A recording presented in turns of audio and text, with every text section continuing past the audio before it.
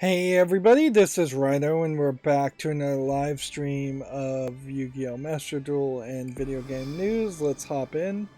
I don't know why my headphones sound so different now. The past couple of days, they've sounded really weird. And, just turning the volume up and down on my microphone is making a lot of noise. Interesting. I've had this Blue Yeti microphone for a while, and I would potentially like to upgrade it to a more standard microphone that would plug into like the Rodecaster Pro 2, but it really is not worth it for me to buy the Rodecaster Pro 2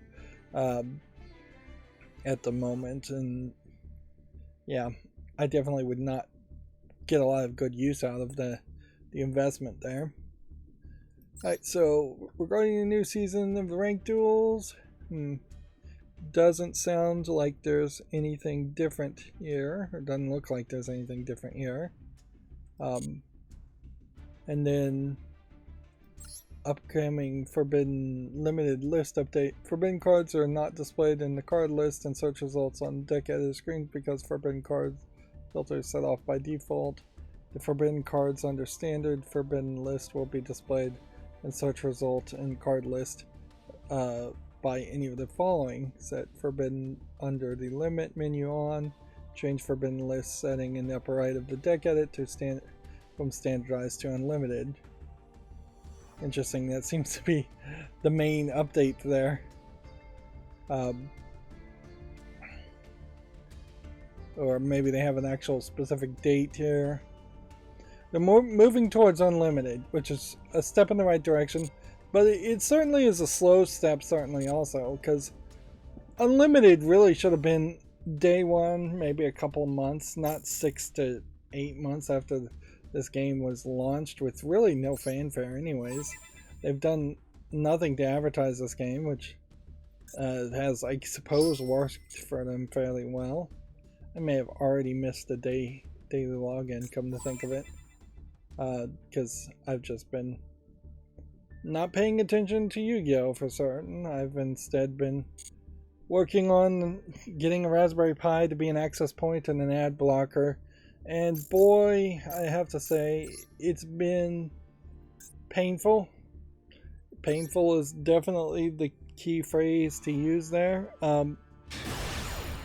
I've just spent a massive amount of time trying to get it to work and messing up and then having to start over again. Pretty much any Raspberry Pi project, if you start trying to pile on the features and start trying to install multiple things, they end up conflicting with each other. And that's not just Raspberry Pi, that's probably Linux in general has that issue. And Windows too. Like, if you really started to install a bunch of software on Windows, you have a decent chance of it breaking. Maybe that's more the case in older versions of Windows than modern versions of Windows, but yeah. There is just a vast difference between the more sandboxed concept of going to a website and it being fairly hard for you to go to a website nowadays and something break your entire computer, versus installing software, which has much higher chances of interacting with something else. And that was, I guess, the argument for the Windows Store and UWP programs that went nowhere. I have gotten it working so far, so good, as far as what I figured out to do, though. Basically, I was starting by using a software called RASP-AP, R-A-S-P-A-P, as in Raspberry Pi Access Point. That web interface on that was kind of nice looking, but it was fairly featureless, and it was just very temperamental. And the ad blocking that is in beta that works with it really wasn't going to work quite as well as I think as I would have liked. And so then I went from setting up Raspberry to trying to install AdGuard Home, which is an alternative to Pi-hole. I tried that several times, and then I said I need to at least look at Pi-hole and see what that looks like. So then I did a fresh install on a different memory card and looked at Pi-hole just to realize, nope, actually AdGuard Home is way better. Like, in fact, I have to really take a moment to sing the praises of AdGuard Home as a software. Like, everybody should install AdGuard Home on a Raspberry Pi and plug it into the back of their router or into a switch connected to the router. The next step of getting it to be also a Wi-Fi access point, that's going to be a lot more difficult. That's not automated so much, and it does require... It did require a lot of testing and trickery and just manipulation. Effectively, what I have to do is set up a second instance of DHCPD and DNS mask that's not even being used, using a script to just kind of automate the process of setting up an access point. And that's basically what I found. Is I just found somebody's script somewhere on GitHub. Like, I can't even tell you the name of it. It's relatively new, came out in 2021 was the last update. So yeah, there's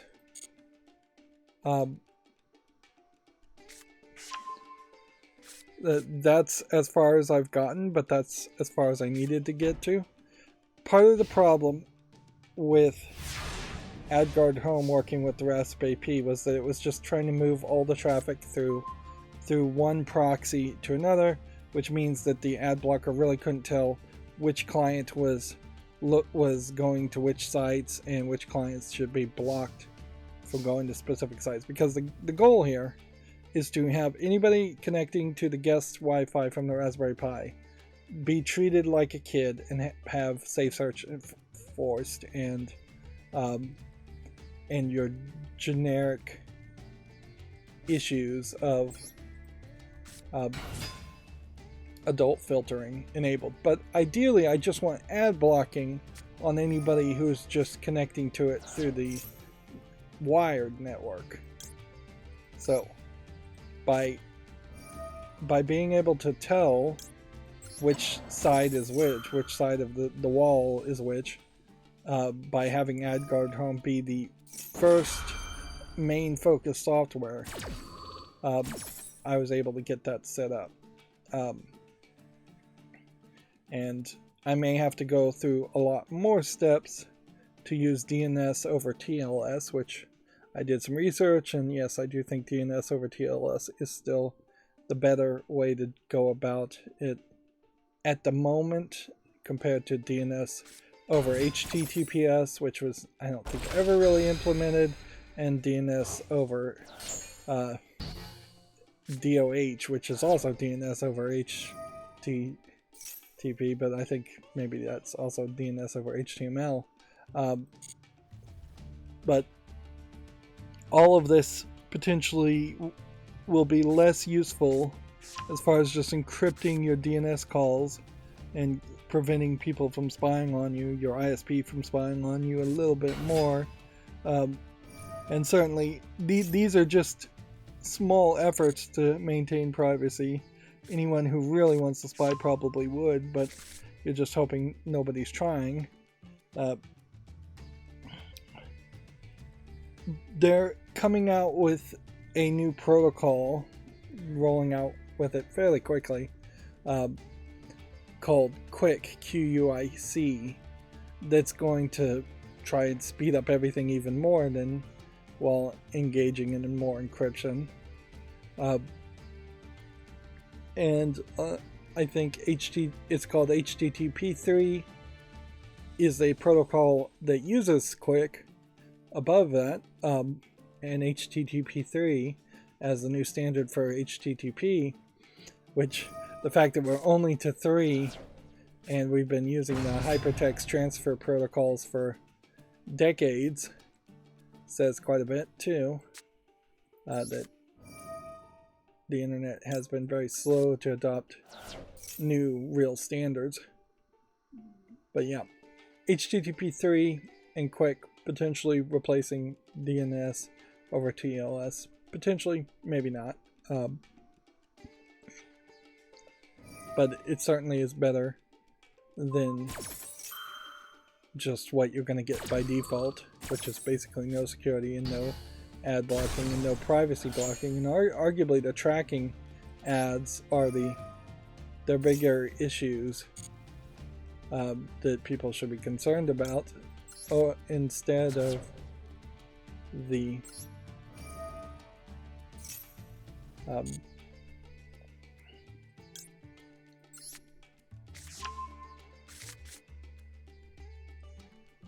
instead of ad blocking, but both are a concern, certainly.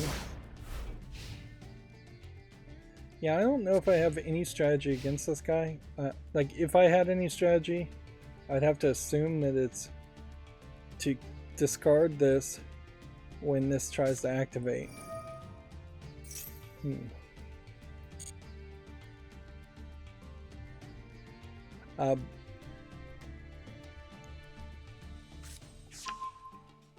So yeah, I kind of lost my track of thought there. But yeah, I got it working to a point where both things are working.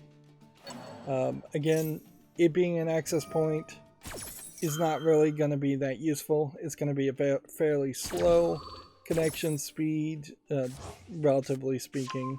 It's getting like 50 to 60 megabits per second with one client, which is fine. Maybe it would even drop to a slower speed of 25 megabits per second, which is in the old days that would have been a huge amount of internet. In the new days of streaming and things, not so much. But arguably, since it is for guests and kids, them getting a slower internet is not that big a deal, and the Raspberry Pi probably can only connect 10 or 15 people at the same time anyways. But yeah, the next thing I need to do after making a backup, because I'm actually going to take the step to make a full backup of the operating system instead of just starting over from scratch, since I haven't done too much damage to the operating system so far. I just started over earlier this morning, around 2 or 3 in the morning, I would say. Working with computers and Linux, a lot of times Linux in particular, feels a lot like brain surgery, where you just know you're gonna potentially hit the head, nick the brain, and cause brain damage, and you're just hoping that you're skilled enough to not do too much damage.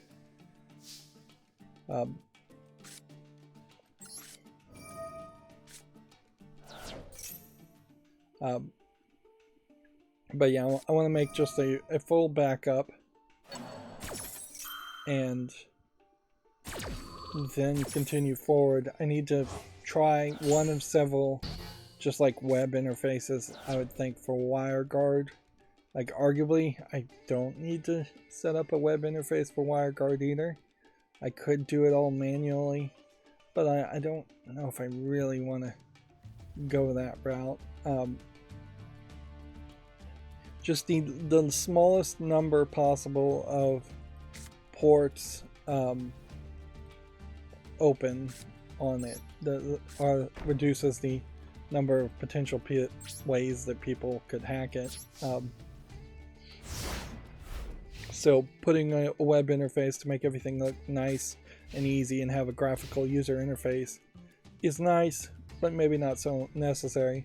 Definitely necessary for AdGuard Home though. Like, I'm not singing its praises very well, but it definitely has amazing features that it claims it can do, and I think it really can do it. Like, blocking Disney Plus is one noticeable thing, where there's just a toggle button that says, if you don't want your kids watching Disney Plus, click this toggle and you can be blocked. Or if you don't want them going to Twitter, click this button and it will be blocked. Now this is completely blocking the service, not just blocking ads on those services.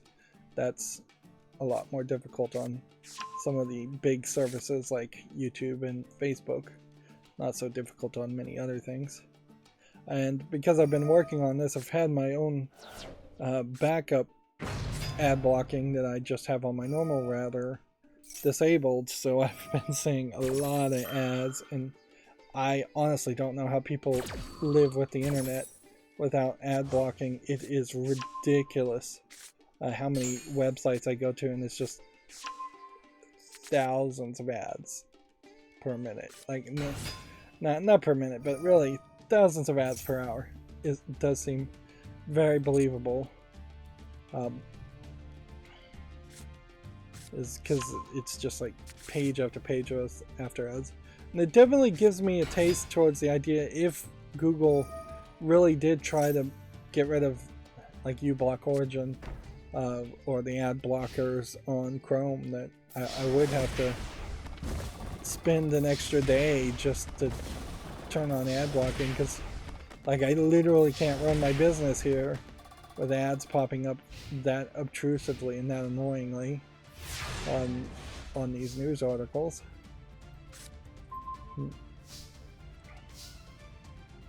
Alright. I have only 3. And I have no way of saving the day. Let's just hope.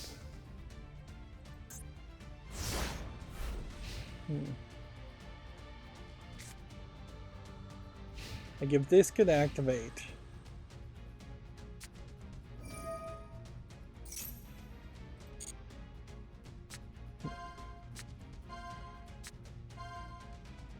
But yeah. I guess I have to move on, but I will definitely say AdGuard Home, way better than Pi-hole. It has way more features. It's going to take some setup, certainly, but it's kind of crazy that people aren't singing its praises. It may be also that it's just kind of like brand new, so there might be something to that would eventually evolve up, and you might start to hear a lot more people talking about AdGuard Home.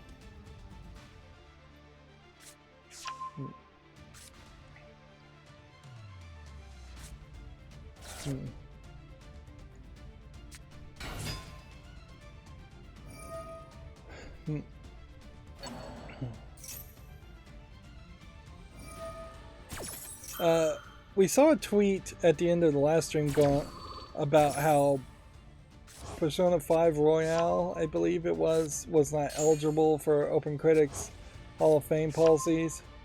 Short response to these questions is that the Hall of Fame is reserved for new original titles, DLC, expansions, remakes and remasters, episodes, and bundles. So, DLC, expansions, remakes, remasters, episodes, and bundles are not eligible for the Hall of Fame. However, there's more nuance to that hard rule. And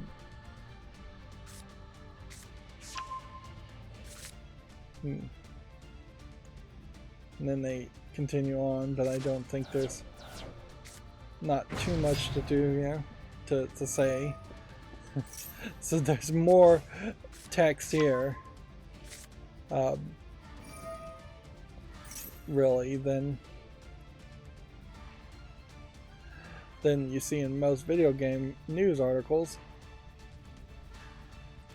Maybe we'll just activate this now because we're gonna lose anyways.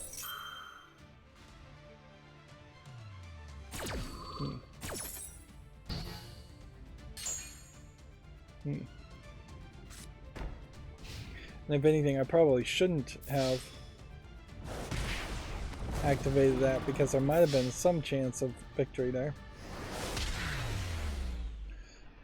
When you go down the list here,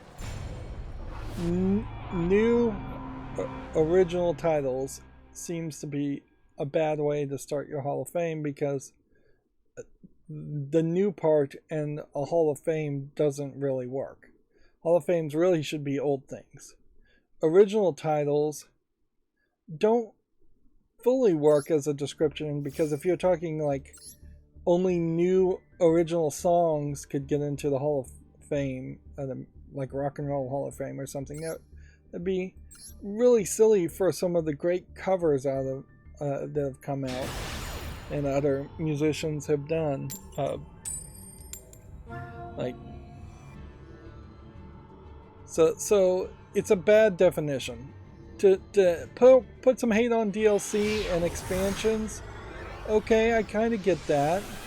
To put some hate on remasters, I could kind of understand that. Even to put some hate on selling things piecemeal by using episodes makes sense, or not specifically giving bundles the time of day makes sense. But like a great example of episodes would be the Walking Dead Telltale game that were episodic, and they both would have been ineligible under these rules when they first came out because they were episodic, and later on when they were resold because they wouldn't have been new and they would have been bundled.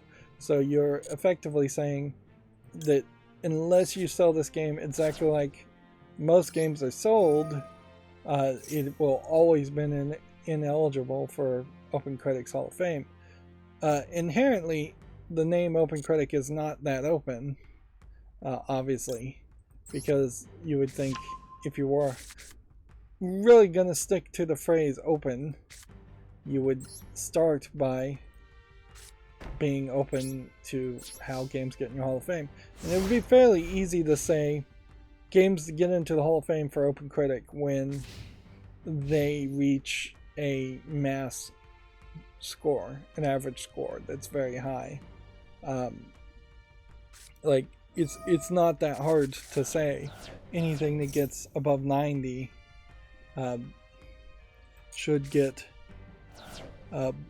should potentially be in the Hall of Fame, or anything that reaches like the top 10th position. Alright, so if I did this, I don't know what he's gonna play, so let's wait.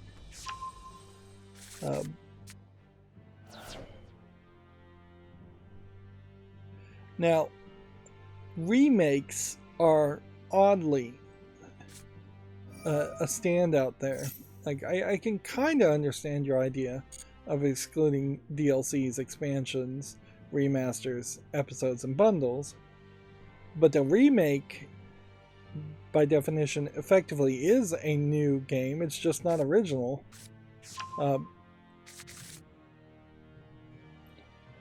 So it seems oddly picky, but also, who cares?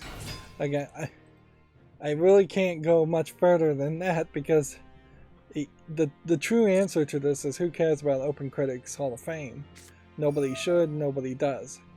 And that's not just because everybody's obsessed with Metacritic, but it is just to point out that a Hall of Fame for video games, if anybody's going to have one that's important, it's going to be your own personal Hall of Fame, not something else.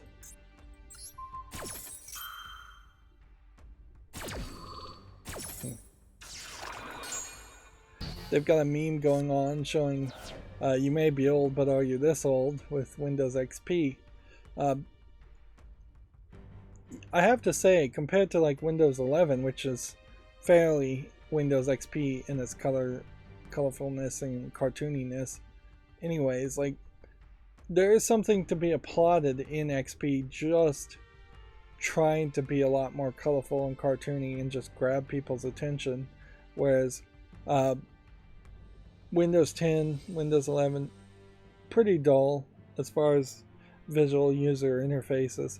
Remember, XP would have been the first operating system after Windows 95, and Windows 95 was still running on DOS, so you were effectively expected to spend half of your time in Windows 95 in a DOS application where the interface would look fairly different, or there would be no visuals at all. And XP was a big hit, and it definitely lasted a lot longer than most of the operating systems from Windows, from Microsoft. Of course, you wouldn't want to go back to it now. Security reasons aside, it would run incredibly slowly and incredibly buggy, and occasionally I will see some retro gamers do things like that, where they're installing Windows 95 to try and get some old game to play, but effectively at this point there's very few games that aren't better off just being run through an emulator than actually running on Windows, or even running on a virtual machine of Windows 95. A lot of games in the 95 era, even though games were a big deal for Windows 95 or Windows XP, I think games were more of a big deal for Windows XP. A lot of games actively just did not run well anyways, even on the best of possible equipment of the time. That is certainly something that is hard to measure, is that it's fairly easy to assume and be fairly accurate that in the assumption that there is a lot of less efficient code out there that is running, less efficient programs and games, but there is also probably a level of efficiency that balances that out on top of just way better hardware.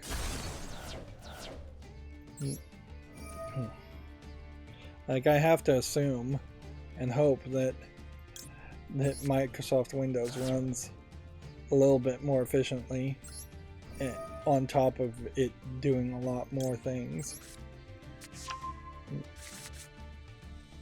Alright. So how do we want to play this? I think, yes, summon this. Then yes, special summon this one.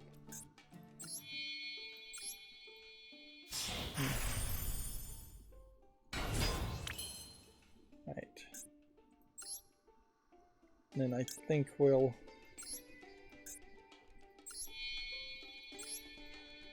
keep on going. This is effectively me saying that even though I know he's drawing new cards each time, I still think I'm gonna win.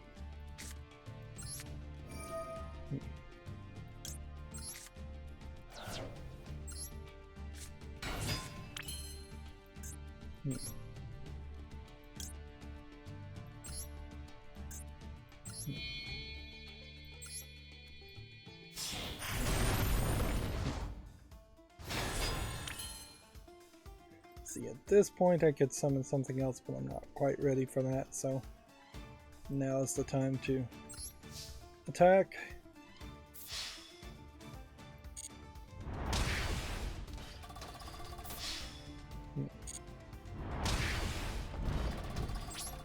Go to the second main phase, and then special summon Zeus.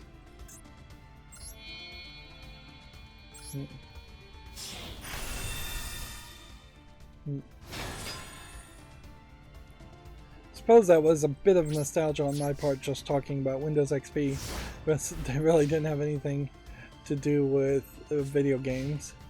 What does have to do with video games is apparently Disney Games, which I didn't even know Walt Disney Games still existed, is hiring for an associate marketing manager. It's been a while since I've seen any job listing at GameDeveloper.com, and honestly this listing has already expired.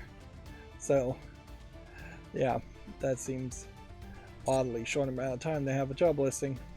GameDeveloper.com being one of the few places where you really would have a chance of finding a job listing for a video game company.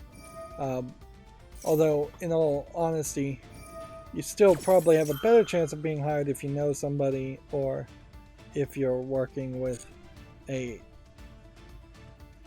temporary contractor type company that hires for them. Yeah, you'd have to do some research to find the company that hires for the company you want to work for and try and work it that way.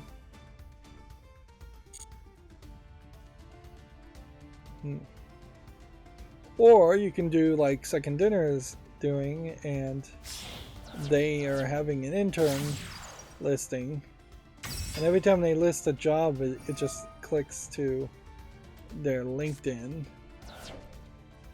which, yeah, seems oddly odd to not just have an intern system completely. But yeah, they have a production intern, game engineer intern, product manager intern, game design intern, so that they're trying to do summer internships.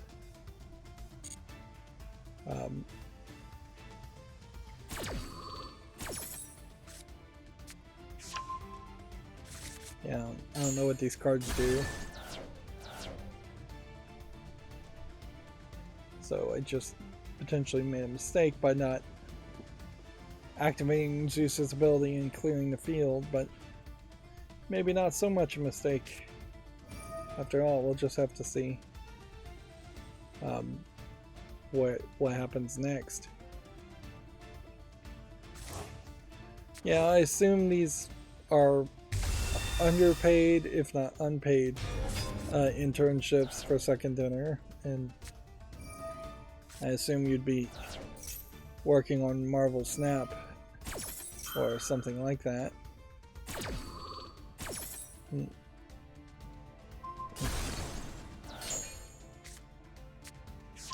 Now, I don't know if it's because I muted American McGee on Twitter, or if it's because YouTube advertisers just went on a tweet spree, but I saw a couple of tweets here, and this may be a great example of YouTube advertisers trying to be memey and trying to catch people's attention, but not understanding the meme at all, because my assumption here is that this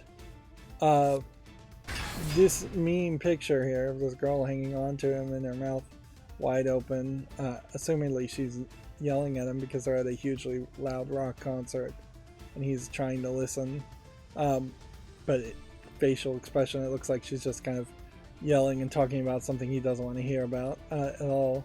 But yeah, that was my assumption. I wouldn't be surprised one bit if he's actually like her brother and not a boyfriend or anybody. I wouldn't be surprised also if she was just kind of a random bystander. Meanwhile, you have in all caps the thing you can run ads on Shorts through app and video action campaigns, but you want to use vertical video assets because Shorts are definitely a vertical experience. It means you can go all in with your campaign, and vertical assets are actually really effective on YouTube. Yeah, didn't even get the BE in there. And I don't think that's really a limitation on tweets, the number of characters in tweets, because they're up to like 280 that you can do. But yeah, if anything, it's YouTube advertisers admitting to that they themselves are annoying, or just don't know anything. And then they also tweeted, "Do you feel the need for speed? Discover how and when YouTube users are most likely to speed up or slow down their videos," which I didn't know they really tracked that, but I shouldn't be really surprised either. Then you've got another tweet on September 1st. They're just really going crazy on the tweets. Do they tweet this much normally? It seems like they do, but my algorithm was either filtering out a lot of their tweets, or they would just or I was ad blocking them, and and that might be it. Just having the phrase YouTube ad and then missing the virtualizers may have actively caused it to be ad blocked more. Okay. The right way to do this would be to activate this. Just hope nothing gets canceled. Why is the chain way over here?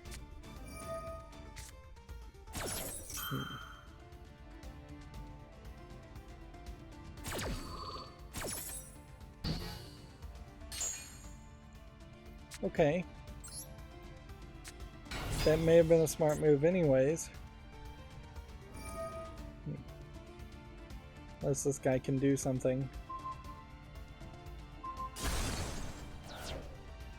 Which he can. Alright, I've lost. Don't really have to care too much about losing at the moment on the first day of the week. Twitter is also testing out Twitter's new edit tweet feature. You can see there's a last edited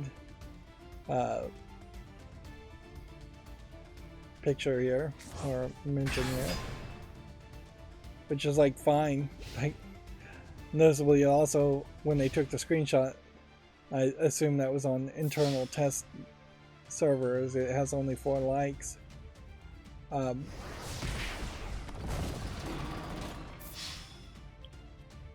But yeah, it's a little too late in a lot of cases as far as Twitter though. It's just like you should have been adding new features and improving your service a long time ago. At least Facebook, which is overrunning with features and add-ons, has done something. Like, arguably you could stream down Facebook quite a bit and remove a lot of features, and most people wouldn't even know about them. But every new feature gets you that next 1%, 2% of potential user base in a world where saturation of your user base is pretty high.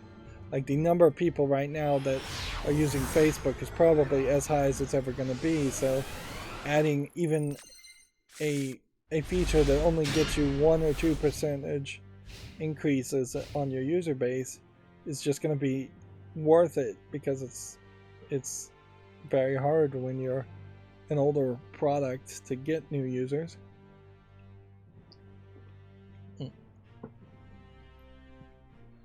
That's why there's so much venture capitalism that happens on these internet services, is because they are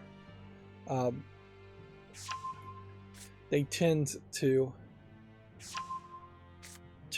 gain a lot of user base in the first couple of years and then sell their company before people realize that they can't sustain that growth. It's just no way. Right, which card do I want to discard? I think you discard this one.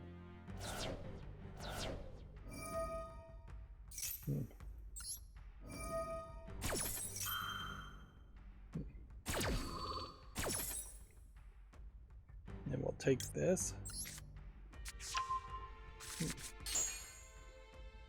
This guy's playing the sword strategy. I've heard about this strategy, but I've seen it very rarely. OBS now has version 28 out, and they've put out a compatibility chart as far as what is compatible and which operating system. OBS NDI, which is, I think, a way of controlling parts of OBS over the network, is still in progress. StreamFX is available.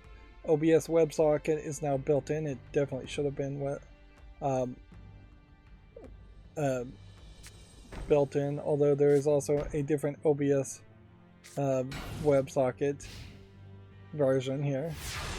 SE Live, I don't know what that is. It's only available for Windows. Move Transition, I don't even know what Move Transition is. Elgato Stream Deck.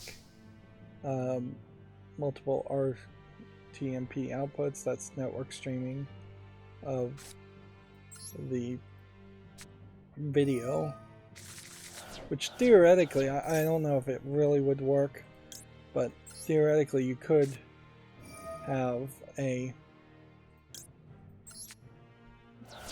decent experience or a crazy setup where a lot of computers or older medium strength computers are streaming video to each other or to a master computer.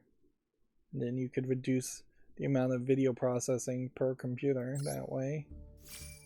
I don't know if there really is a setup where that makes a lot of sense. It is kind of the problem with a digital video recorder or a network video recorder, though, is that at a certain point you need to have multiple devices to record multiple devices and have a branches of a tree of a system set up, because nothing is just going to be that good.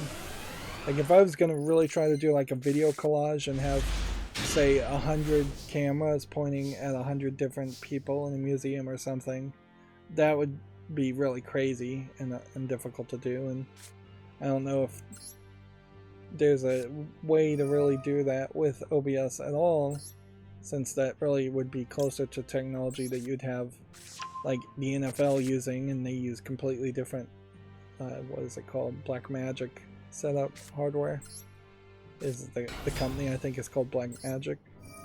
Right.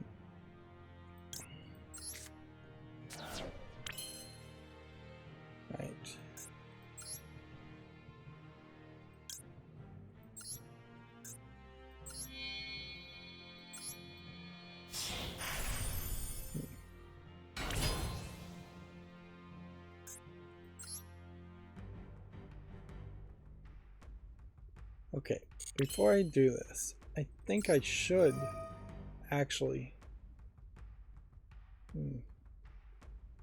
well, discard this one and then summon this one. Interesting.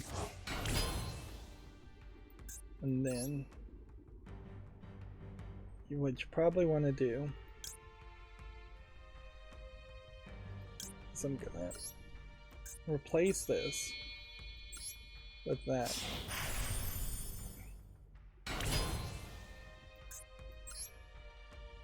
And then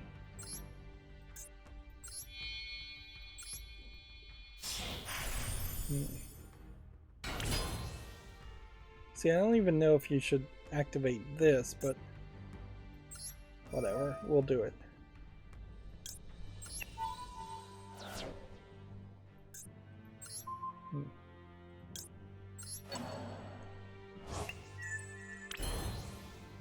So far, so good. Lot of setup here, though.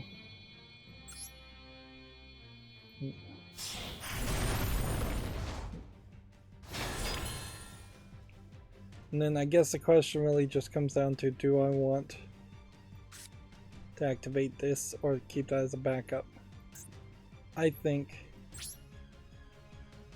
since it's first turn specifically, we'll just keep that as a backup. Because, yeah. Let's see. Input overlay is available now, not available for Microsoft or Apple, Linux or Apple operating systems. Wind capture audio. Advanced scene switcher is available. Audio monitor is available. I don't even know what plugin is audio monitor. Seems like that'd be something you really wouldn't need.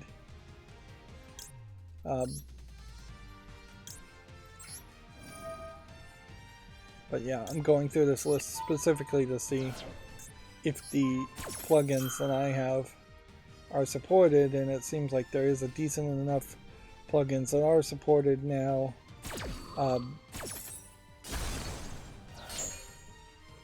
As it's come out. Tuna, I don't know what that is. Media controls, source record. Freeze filter might be an interesting one to check out. Some of these The fact that they're being highlighted and talked about shows me that there is some interesting element there that that these plugins I should look at and see what they do. Dynamic delay is not supported in freeze filter and source recorder, not supported in Linux. Right now, OBS RTSP server not available for anything. PTZ controllers not available for anything. That's controlling a pan, tilt, zoom camera. OBS MIDI is in progress. Interesting that some of these are labeled as in progress, whereas instant replay is just not available.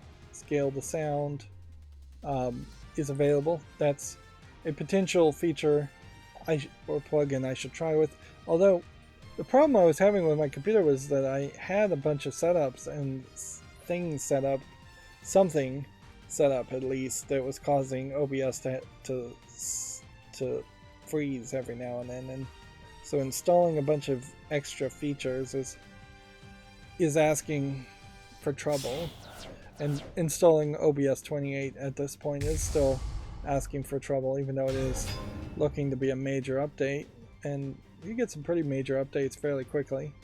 Recursion effect, Scarab or Scrab, PT Optics camera controller not available. Own 3D Pro not available. OBS text slideshow not available. I may have used this in the past, but I don't think I use it now. Scene collection available for everything. Color monitor available for everything. Scene notes dock is an interesting feature I haven't heard of. Device switcher is in progress. Settings docks is in progress.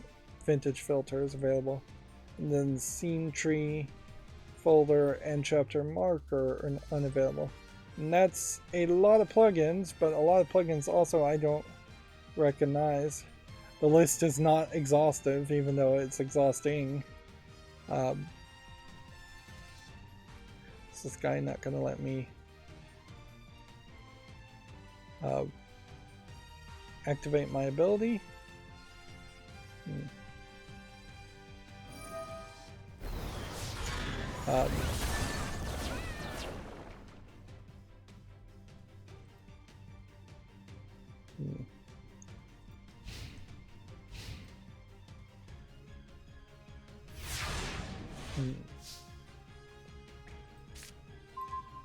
And while supporting old software is a big factor of a new major version of any software, there's also a lot of new software. In fact, I'm kind of rambling about. Let's see. Rambling about OBS is showing that I'm probably starting to get a little sleepy, because yeah, I didn't even really complain about my insomnia. Same as what I said Wednesday, I'm staying up and trying to stream in the middle of the day instead of potentially streaming at the very end of the day as an 11 or 12 at midnight.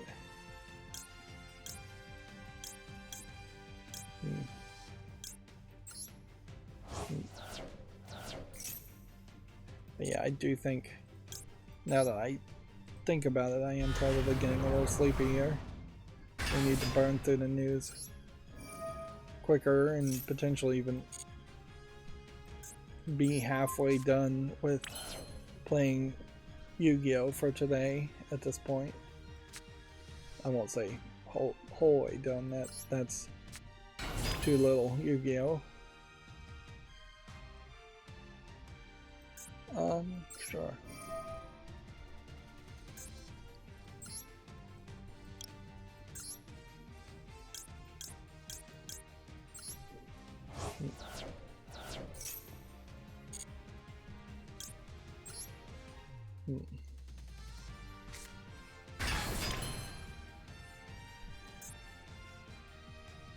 Let's go ahead and activate this.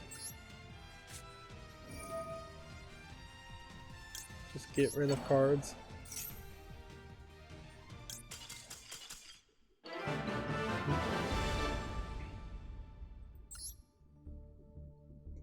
Let's see. OBS Studio also has NVIDIA broadcast features. Part of that includes background erasing as a feature.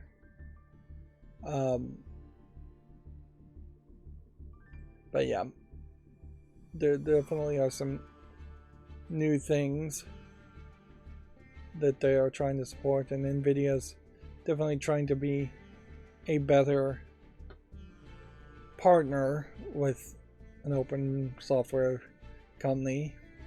10-bit HDR video encoding, updating to Qt6, native Apple Silicon support, and then what is a fairly long list of updates, and then a much longer list of tweaks, and a much longer list of bug fixes. And the question is,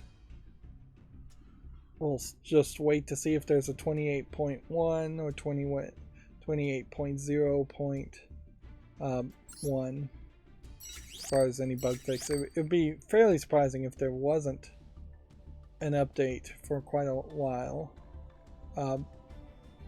because that would show a level of testing that they usually don't do for OBS. The fact that you get updates fairly quickly, it comes with the caveat that they will potentially be buggier than production level software for streaming probably should be. Borderlands says new tales from the Borderlands at PAX West. Talking about PAX West. So yeah, I don't know if there's much more to say there with that. I did fix my ad blocker so I could watch this Cyberpunk Edge Runners Not Safe for Work trailer that's coming to Netflix. And I mean, at a certain level, yes, it's not safe for work, definitely. I'm not going to disagree with that, but the classic Ghost in the Shell reference here is really being done, in which you're seeing kind of a robotic body with not really any genitalia showing in the trailer. It's being animated apparently by Studio Trigger. Definitely has some influences for things like Ghost in the Shell, and I would also say probably some ideas and influences from like Serial Experiments Lane. I imagine there's probably a couple of other shows that I could think of fairly quickly as far as what it is. In a lot of ways, I kind of like the idea of Netflix really trying to do something with this, because it honestly does feel like they are actually trying to have a kind of anime series from it, instead of, say, just funding another season of Love and Death and Robots. Although I did enjoy Love and Death and Robots, it is also a kind of appetizer feeling show or anthology series, because you're just getting these 20-minute to maybe 40-minute episodes that don't really continue or mean anything, and they're all by different animators. So yeah, while there definitely were some high notes as far as Love and Death and Robots, there were also some medium and low notes, and they don't go into any real depth. It's shallow. It's shallow to pay a bunch of animators to make an anthology series of animated shows, whereas the Netflix Cyberpunk 2077 series is going to really try to have story and show stuff on top of being anime, so it's going to be able to be a lot more extreme and a lot more violent, and really push the edges of push the norms as far as possible. So yeah, I'm kind of hyped on it. Now, can I show you the trailer? No. YouTube family friendliness, I think, would say that the blood and the naked robot bodies would be against their terms of service, but or YouTube family friendliness. But yeah, I would say that you might check it out if you're an adult. You might check it out if you're an edgy teenager and not tell your parents about it. But yeah, don't bother to watch the trailer if you can't actually watch the show, or if you're gonna get shamed for watching the show on Netflix. Netflix, I guess, really doesn't have a watch history, private mode, incognito mode, as it were. So the watch later or watch again functions can really tattletale on you. You can go into your watch history and remove something if you want to, but you have to go to the website, I believe, and I don't know if there's too much that we get from that.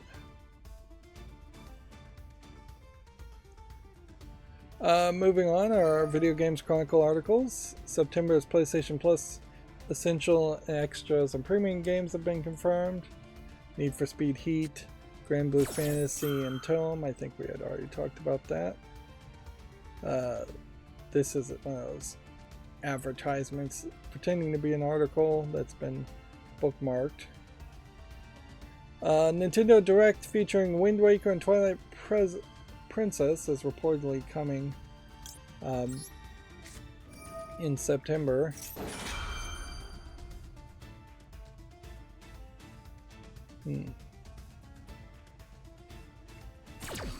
It's claimed that the event will be a Zelda blowout and may also include a Metroid Prime remaster. If anything, I imagine Twilight Princess and Wind Waker, even though they look fairly different, probably run on a similar engine. So I wouldn't be surprised if there actually isn't so much to do to get one or the other to run after you had already gotten other Zelda games in similar engines to run. And that seems to be the case for the people who are also making PC emulator versions of the Zelda games, or decompiled versions of the games.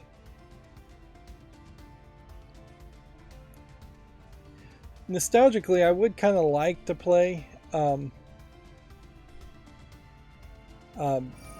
I would kind of like to go back and play Wind Waker, but I haven't even finished Breath of the Wild, and I never have played Twilight Princess, so that'd be nice too. I just noticed that we have a Joshua Sturt who says, "Hi, is a room open?" If you mean like a room to play people, I'm just not playing people on Yu-Gi-Oh! Master Duel at this point. They just haven't done anything to make it worth anybody's time to play, make it worth my time to play people. So sorry about that, if that's what you're asking. Yep. So yeah, September might be some big announcements. It might also be Nintendo dropping the ball though, because if they are going to announce 2 Zelda games and a Metroid game, that means they don't have any hope in September for the hype to be around the Splatoon 3, and they don't have any other secret new games from any new series to announce. So this may be a case that they fell behind because of the pandemic particularly affecting Japan, and they just don't have anything new to show. So it's possible they've been sitting on Metroid Prime or Zelda, Also might be the case that they want to rush towards whatever the Switch 2 will be next year, which, I mean, that's believable, certainly. To at least have the hope that they could get everything that's supposed to be a Switch game and will look good on the Switch out now, because when the Switch 2 comes out, all of the Switch games are going to pale in comparison, and they're going to look low resolution and not play as well. But at a certain point, that almost makes an argument that whatever the Switch 2 is going to be, that they are going to actively try and not have backward compatibility, which that would be kind of crazy too. I could see an argument towards not having backward compatibility if you were going for more of a home console device, or if you were actively trying to go towards discs finally, instead of the little memory cards.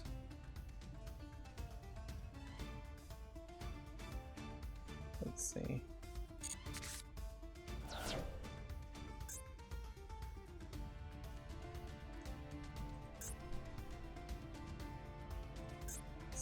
Activate this and hope I can summon 4 things.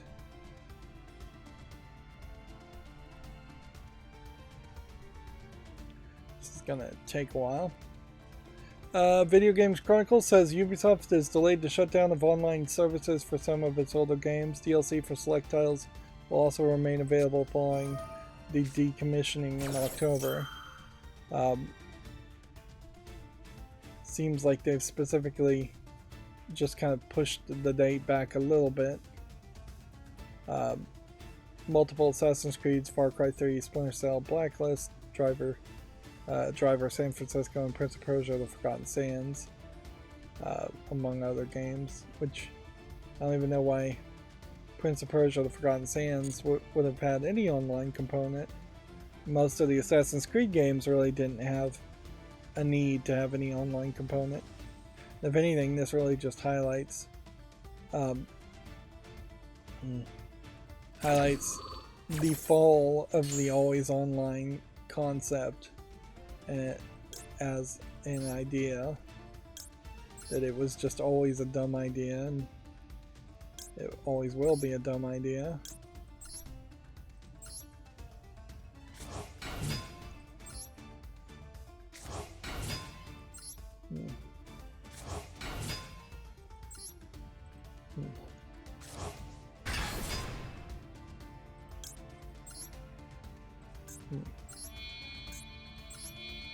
Apparently, doing that counts as 1 special summon instead of 4.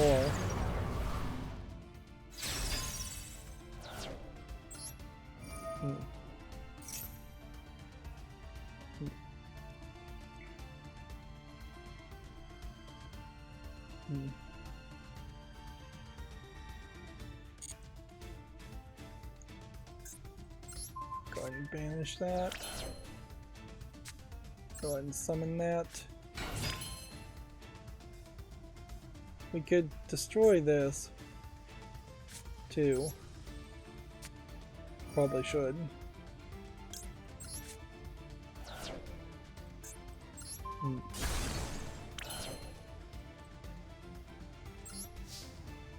Then we'll take that in 1 turn and win in the next turn.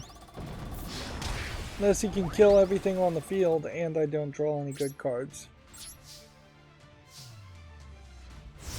It's not a big move though. Like the decommissioning date moving from the 1st of September to the 1st of October in the same year really doesn't seem like that's a big deal.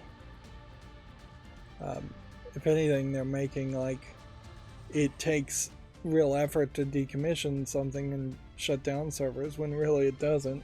You can do that pretty haphazardly. Let's see, we have a updated story here. The campaign co-op, the Forge beta, and Season 3 have all been delayed from Halo Infinite. Also, I believe LAN co-op, I think I may have saw, has just been completely abandoned, which seems like a lot. Like, take that as speculation until we get to that article, though. But yeah, some part of Halo Infinite has been dropped to focus on quality of life improvements, is the claim that they always make.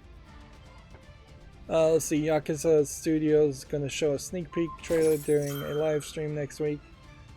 Next week is not quite the Tokyo Game Show, so we're going to get some announcements pretty much in the couple of weeks before September 15th, which is when I think the Tokyo Game Show happens. Valve says next-gen Steam Decks are planned and may include Steam streaming machines. The theme, size, and shape will change, a designer said. Streaming machines, in particular, are an interesting thought, but I mean, it's a funny name to use. Like, I think you'd be hard-pressed to spend more than $200 for a streaming machine, something that is just exclusively designed as something like a dock to a Steam Deck, so you can stream your videos. Yeah, and at that price point, it probably wouldn't be that good or that useful of an item.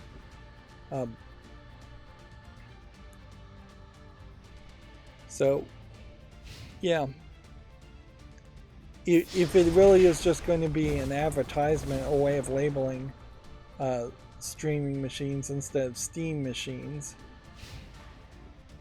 because they called Steam machines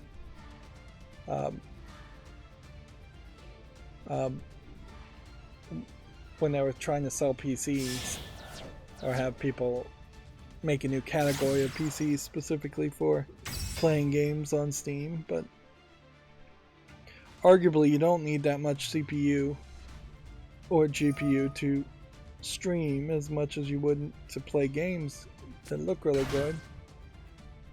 The quote here is it might even become a streaming machine.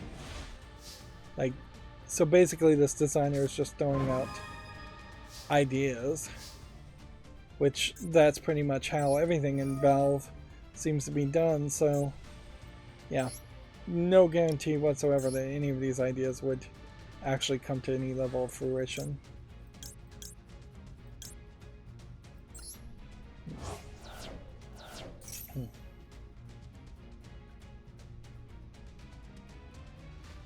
I don't know why this guy isn't just surrendering at this point.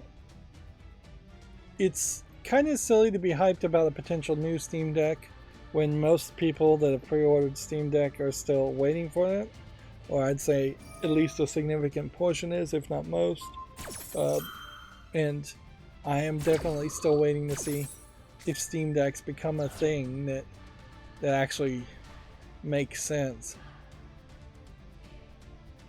Like, if I was going to buy a new console, the Steam Deck would not be high on the list of things I would buy.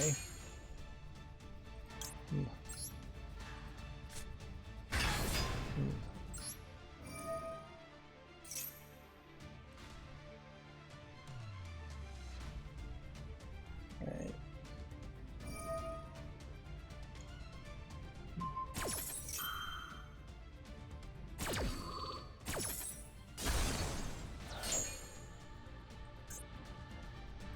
Just banish that card.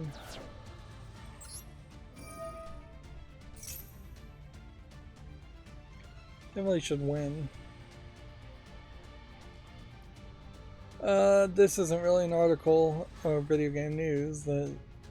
They're having a review roundtable. Is Last of Us Part 1 really worth $70? Which arguably maybe games aren't worth $70. Biomutant is coming to Switch according to a retailer listing. Let's see.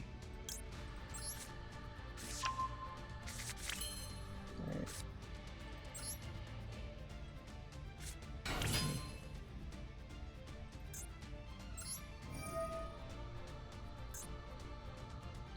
Oops.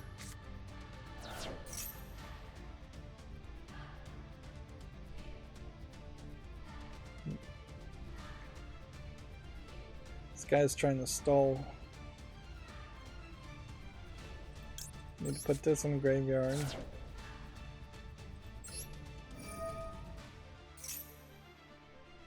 So we can have at least a backup card.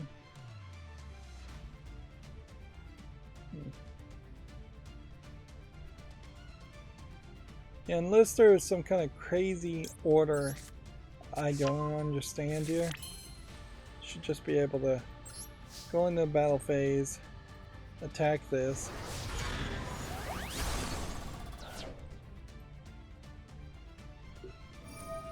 Yeah.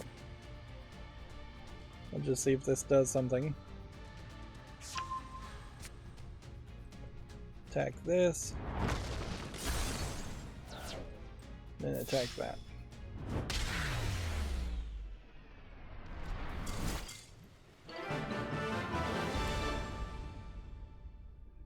Let's see. A UK watchdog has recommended the Xbox Activision deal for an in-depth investigation amid competition concerns.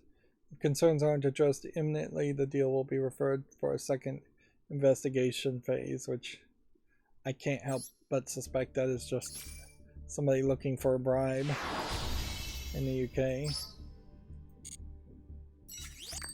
It is a little unfair, certainly, to just assume that all government agencies and watchdog organizations are corrupt, but unfortunately I think that is probably the case for all government agencies and watchdog organizations around the world.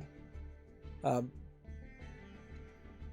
also, there definitely is room for somebody to make a real legitimate argument about the Activision Blizzard deal not being allowed and stopping some of these other deals and undoing and breaking up some big companies in general. As somebody who really would like to see all companies broken up into being medium-sized companies at most, video game companies are not excluded in that thought. Xbox confirms that it plans to bring Call of Duty, Diablo, and Overwatch games to Game Pass. Phil Spencer has now specifically confirmed the games company's intentions post-acquisition. I imagine this is either in the podcast or in some announcement or filing. Cool, I suppose.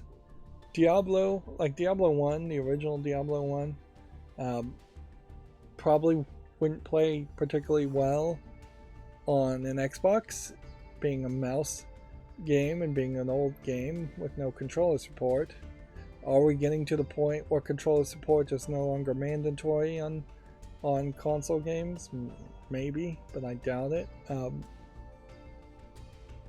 Overwatch, again, mouse and keyboard game more than anything else. Call of Duty, if you're playing it at a high level, I imagine, is a mouse and keyboard game too. The UK regulator is concerned that the Xbox Activision deal could significantly weaken PlayStation. The impact is likely to be felt especially at the launch of the next generation of consoles, which, alright, that's somewhat believable if there is a next generation of consoles, which it's questionable whether there really will be too many more of those. The Ukrainian developer Frogwares is letting players write on shells to be fired at Russian forces as part of a Kickstarter thing, I believe. Definitely a gimmick, certainly. A Radiant Silvergun game appears to have leaked. An image for a game has been found on the publisher's HappyNet's official Tokyo Game Show site. Radiant Silvergun, a shoot 'em up game, I suppose. Yep, bullet hell shoot 'em up game. Okay, there might be something interesting there. To people who like bullet hell shoot 'em up games. The Epic Game Store's next free titles have been confirmed. They are 100 Days, Winemaking Simulator, and Realm Royale Reforged. Winemaking Simulator was a game that caught my attention several months ago. They will be replacing Shadow of the Tomb Raider Definitive Edition Submerged Hidden Depths which are now free until September 8th. So I'm going to have to make sure to get those too. Let's see. Ubisoft has also confirmed Assassin's Creed Mirage following art leaks. Updated full reveals planned for later this month.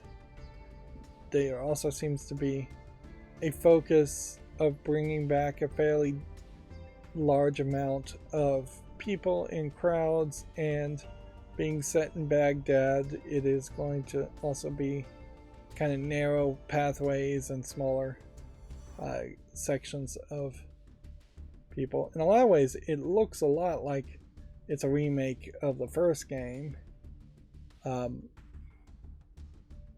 which, yeah, they've not gone back to the Middle East in a while, so or arguably they did go back to the Middle East with the Egypt game, but they said it in the past so much that it just wouldn't really be the same experience. But unfortunately, Assassin's Creed really cannot break from the cycle that it's set for itself. It can't do a soft reboot or say, here's a new trilogy, or here's a new character, and this is going to be the assassin. This is going to be the Ezio type assassin for 3 games.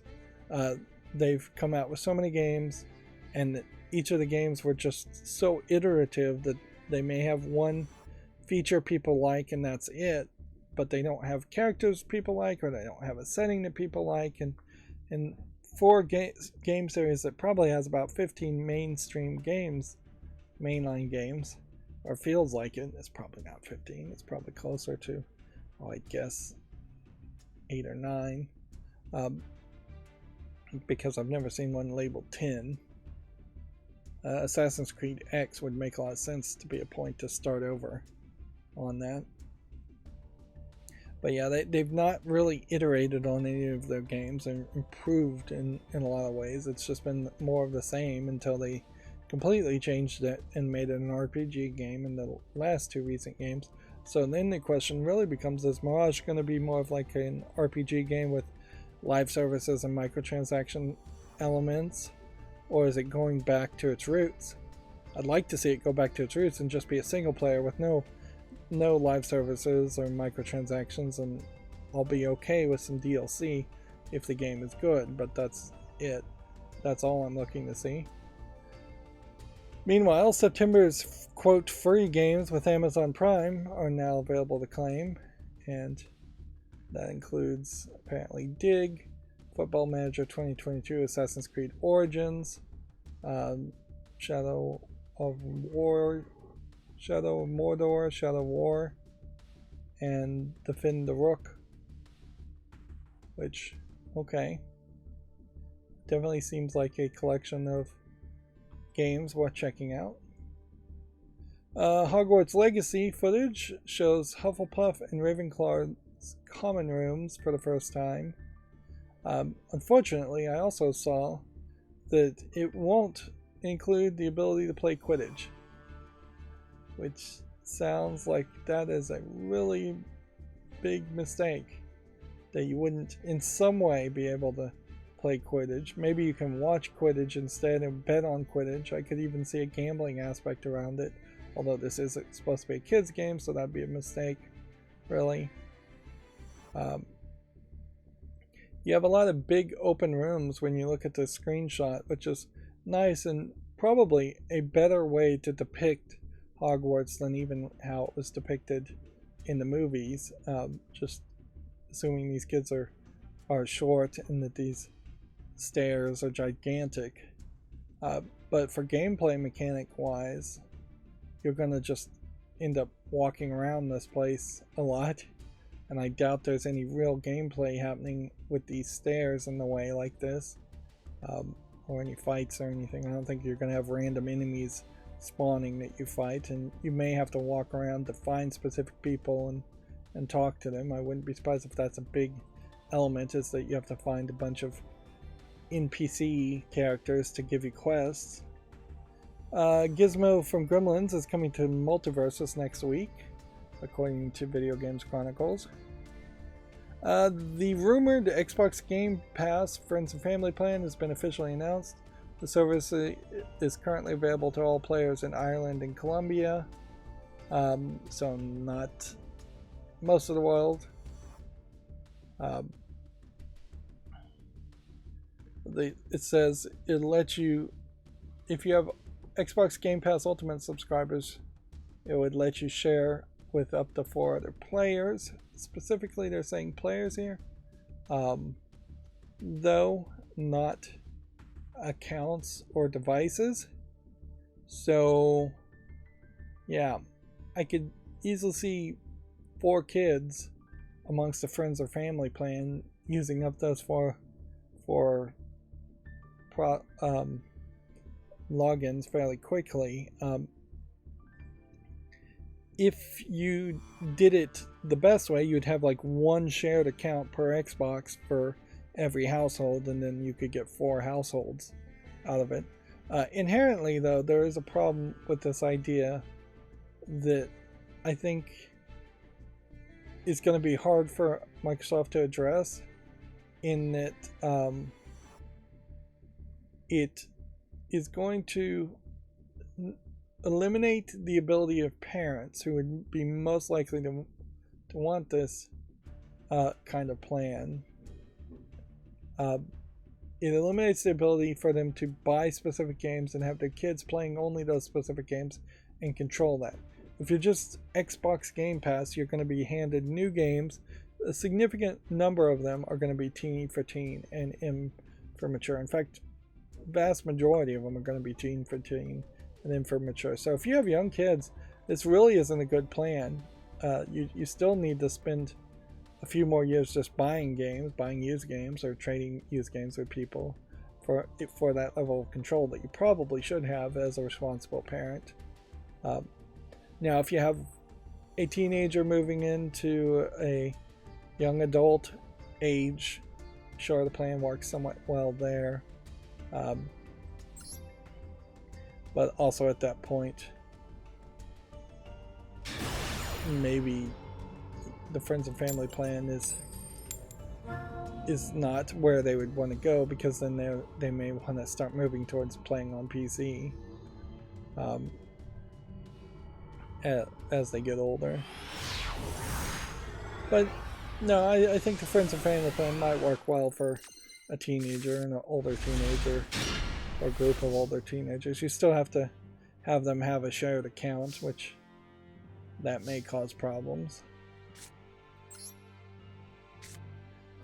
It's very possible also that this friends and family plan is either a lot more expensive if it gets rolled out to other countries, or just never gets rolled out to other countries, and it is only in existence to make up for the fact that they know that a lot of people in those regions are already sharing logins.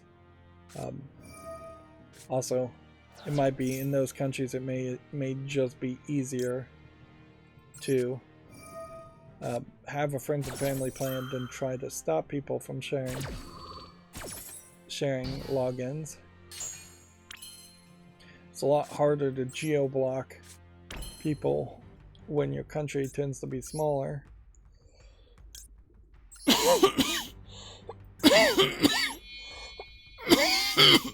Excuse me. Getting that tickle in my throat that I sometimes get when I talk too much.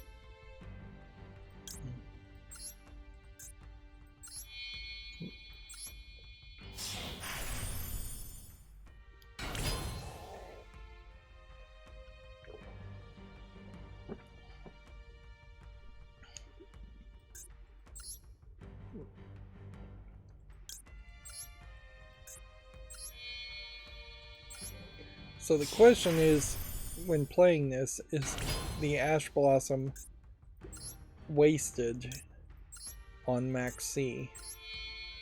Or is it useful to cancel Max C and stop him from drawing a whole bunch of cards and getting card advantage? Let's see. Moving on, Video Games Chronicle says the original Mafia game is currently free on Steam. This is coinciding with the 20th anniversary and the announcement of the new series, a new game in the series entry. So I should just click on that and go to the Steam page. Yep. And we can just add it to the account. Cut content says some of the original music was cut. Fan patch link below to restoring Steam good old games and disc versions. Imagine the music was cut because of lost licenses, really. This game, for something that is 20 years old, doesn't look terrible. Doesn't look amazingly great, but it's decent enough, and for free, you really can't complain about free. You have until September 5th at 12 p.m. To get the game for free. And yeah, it doesn't have any kind of like third-party accounts associated with it. Notably unsupported on the Steam Deck. Interesting.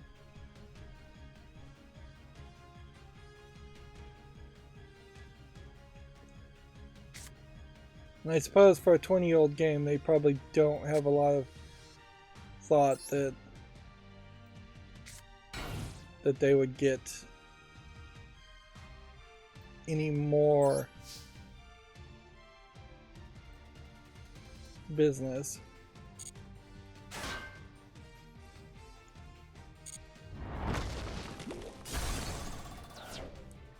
Interesting, that had piercing damage.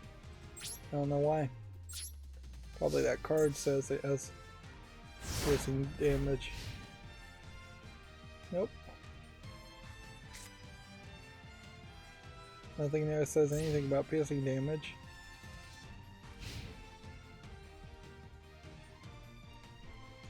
This doesn't say anything about piercing damage either.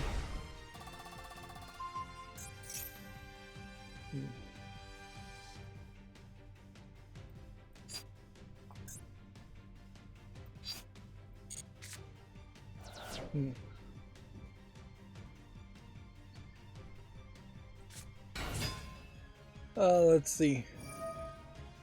Mario Kart Tour, which I think is the cell phone game, is removing its gacha mechanic and adding battle mode. Players will no longer have to try and win characters randomly. Alright, well, if anything, that sounds like a step in the right direction as far as Nintendo trying to actually have decent mobile phone games. And certainly it says something that for all of Nintendo's success in console games in Japan and the world, they've been horribly bad about making mobile games or PC games or just anything not on a platform that has some kind of gimmick that they can monopolize on. In what should be a surprise to no one, Skyrim Anniversary Edition has been rated for the Switch. I swear if there's a single chance or a single platform that doesn't have Skyrim on it, they will find a way to get it to work. Skyrim will eventually become the new Doom. Can the toaster run Doom will become can the toaster run Skyrim. Although in particular at this point the Anniversary Edition is replacing the original edition or any special editions, I think, of Skyrim. I also believe the Anniversary Edition is the version that has no support for mods, instead making you go through their own marketplace to buy mods. So it is supported for mods, it's just all locked into their own marketplace where they can make more profit. The Quarry director says his next game will be just as big and could deviate from teen horror. Could is an odd word there. It should be either would or would probably. Quarry was very hyped, but I don't really feel like too many people cared about it when it actually came out. For a game that seemed to have about 8 famous actors that they video scanned, it really feels a lot like a game that would have been in the Dark Pictures anthology series, something that would just, which I guess it is part of the Dark Pictures anthology. Now I'm scrolling down here. Even though they didn't really try to advertise it too much from that.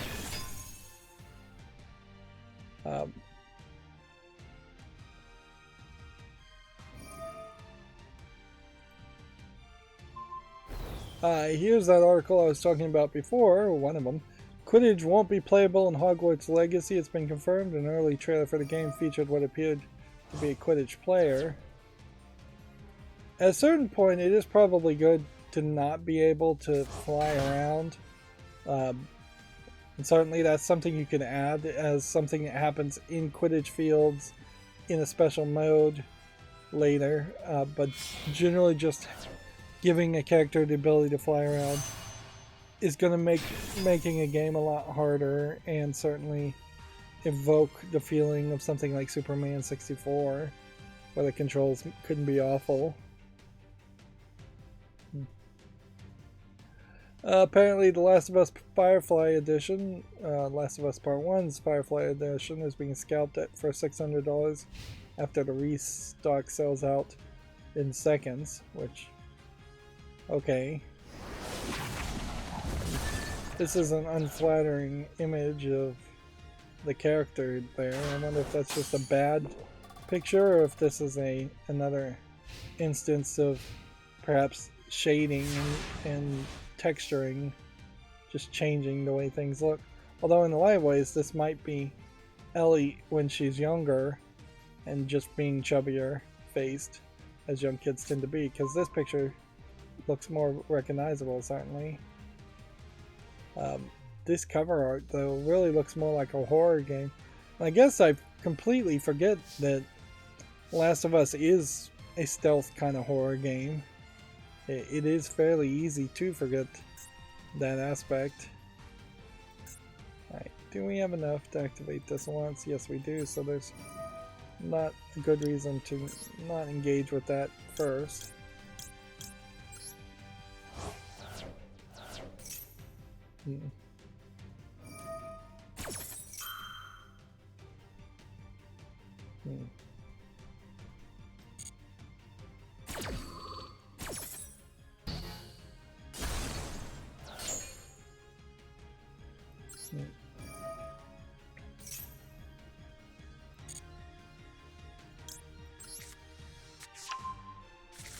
Okay, go ahead and summon this. Do we have enough here?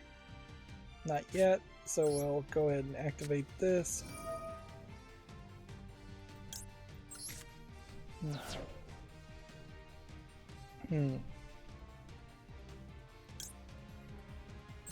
Guess we'll send two. Half that monster and have this monster. Activate this. Put that in the field. Activate this.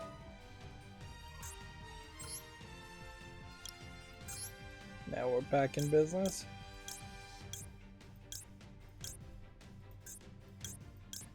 I'm being too picky there. Don't really need to go through all those steps.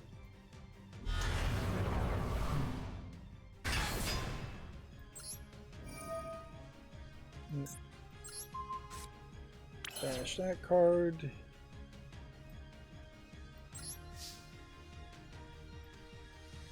And that should leave him with 100 health. Pretty much guaranteed victory at that point. Yeah, looking at this art, it is kind of ridiculous. Just extra skins on weapons and guns and more of a horror emphasis. Honestly, I don't like this art style either, of just having this white sleeve around a game case. That's going to definitely stand out on the shelves. Probably in a bad way, not in a good way. I'd much prefer a special edition of a DVD to have art cover as much of the canvas as possible, and even if it looks very weird and stands out in that way on the show. Yeah, I've never really understood why, like, Nintendo games and Xbox games and PlayStation games all try so hard to look exactly the same on the shelves when I look at all of my anime DVDs on my shelf, and it's just like every single series is different. Almost every single disc in the series for an entire TV season is in the same theme but colorfully a different color. Everything stands out as being a unique piece of art and competing against each other to gain my attention and create kind of a visual flood of information. Whereas if I just had a wall of Xbox games or PlayStation games or Nintendo games, it would just be same old with some text on the side of it.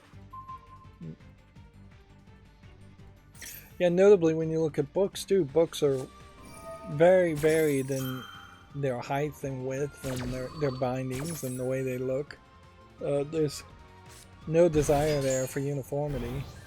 Imagine how crazy a library would be if it was all minimalist and every book was just completely bound in white with black text and no pictures whatsoever. It would feel very alien and odd.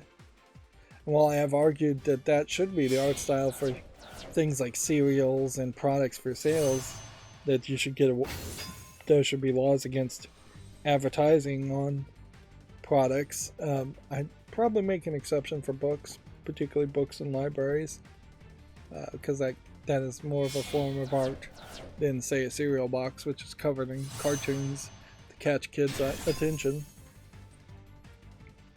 This guy is still playing. Let's see, CD Projekt Red, I guess they're not using the red here in the title headline, is going to reveal what's next for Cyberpunk 2077 in an upcoming live stream. Honestly, I don't know what they could really announce that would be next. I assume it's going to be mostly focusing around the Cyberpunk Edgerunners anime. I couldn't imagine that they're planning on doing much more than that. If anything, it probably would just be a welcome relief to say we're done with Cyberpunk 2077. We're instead focusing back on Witcher games, and we've learned our lesson, and we're just going to be the company that makes Witcher games, because we screwed that up really badly. And it's hard to really believe that they've improved, that they would ever improve 2077 well enough to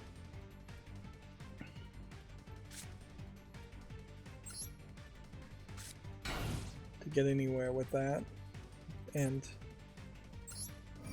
make people really want to play it. Just barely had enough cards. But that ability got cancelled. Kinda doesn't matter though. We can still defeat him.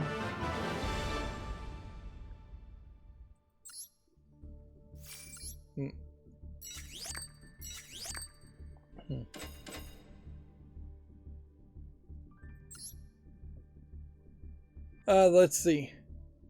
Diablo Immortal players are being stripped of third-party orbs, leading to huge debts. Players are reportedly having to repay, quote, debts before they can use legitimate orbs again. So apparently somebody has been cheating. Or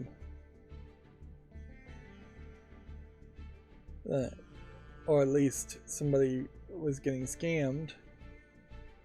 Why you could even have third-party orbs in the first place seems very odd. And that Diablo Immortal is just like creating a weird um, weird economy around a terrible microtransaction laden game. Let's see. God of War Ragnarok gameplay footage shows off some new weapon abilities. If you want to check that out, that's at Video Games Chronicles. And then more Assassin's Creed Mirage details seemingly leaked ahead of full time. The game will reportedly attempt to recreate Assassin's Creed Unity's huge crowds. Okay. Depends on what the crowds are actually doing. Moving on to Gamatsu.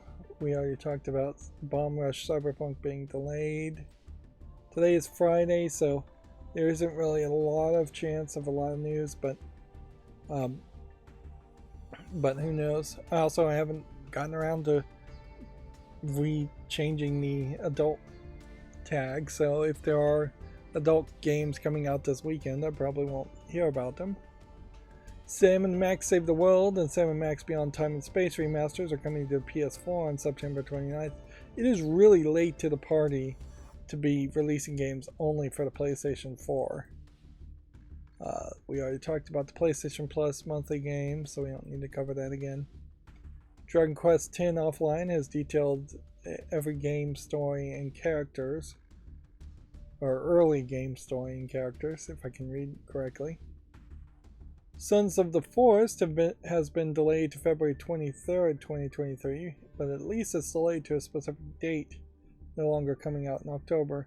So the game is probably close to being done, would be my guess, and that this is just them saying, well, we don't really need to release this in October, let's instead release it near the end of the first quarter of 2023. This is a sequel to The Forest, survival game with weird kind of zombie-like creatures. A third-person survivor horror game called Hollow Body has been announced for PC. The Kickstarter campaign seeks $15,000 to fund development, which is a very low amount of money, £15,000, which is basically $15,000 now. Very low amount of money, and definitely very odd that we're getting back to Kickstarter. So I wonder, with E3 just not happening in the past couple of years, if people are desperate and going back to Kickstarter, or if people got desperate and went back to Kickstarter because they specifically are trying for they're just grasping at straws because of the pandemic and trying to get funding. His face is oddly scaled. If you look at the nose, like, seems like there's just more forehead that will be shown, bigger eye sockets, and then more chin as far as that. Do we have any other screenshots worth mentioning here?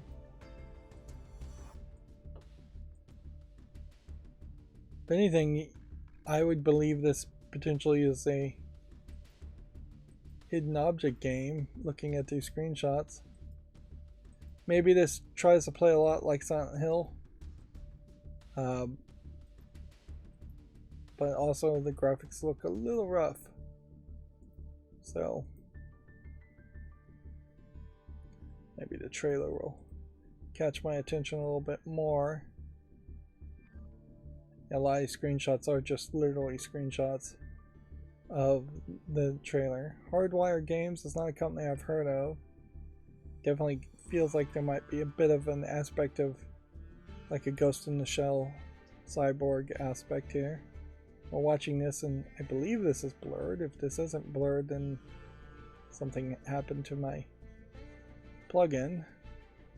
But if this is blurred, it's not really affecting the way the game looks, because the game itself was fairly low polygon. Yeah,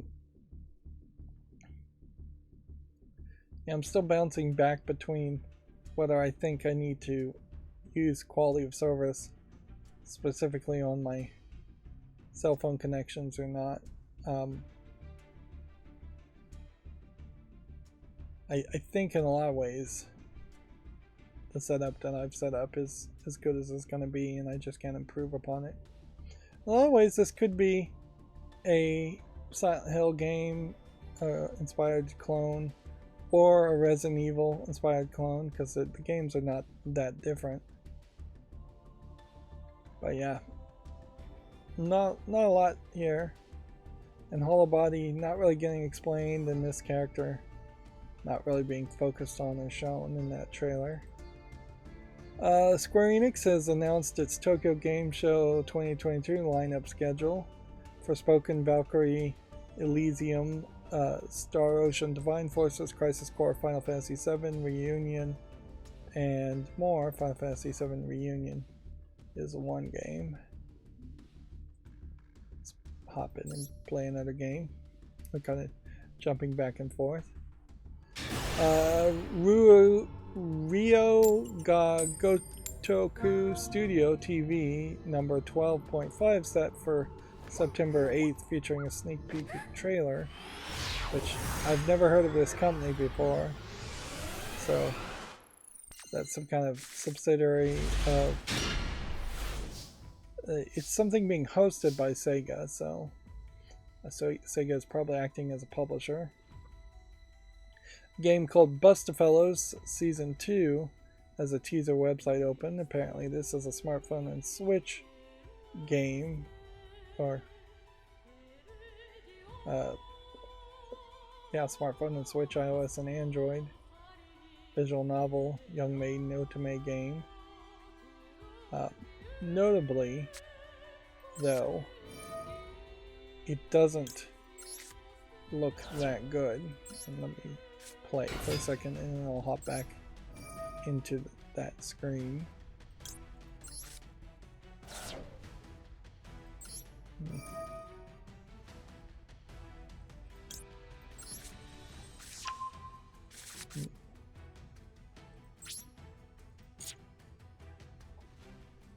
Yeah, I'm just gonna leave everything there and end the turn here. Yeah, even in this static image though, these characters don't look amazingly good as far as the face and the features. You have very generic skinny tall people in the exact same outfits for each of the guys, so it's just 5 fairly generic looking guys. Not one that's particularly more skinny than the others too much, or one that's particularly more muscular than the others. They're going fairly standard here. This guy, I guess, is supposed to be the young guy. This is probably supposed to be the broad-shouldered strong guy, and this might be the broad-shouldered bad boy. Then you kind of have a more elegant, classy guy, and then a perhaps more skinny guy. But even the girl here, just not that interesting looking. None of the outfits look interesting or varied. And yeah, so there's just not a lot there to impress me by. Right.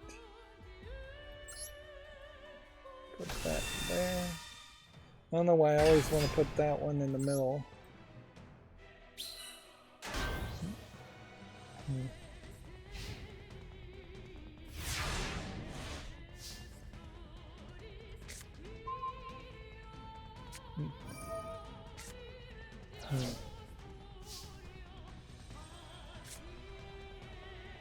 Okay. I think if I activate this ability, I'll probably give him some cards, but it probably doesn't matter.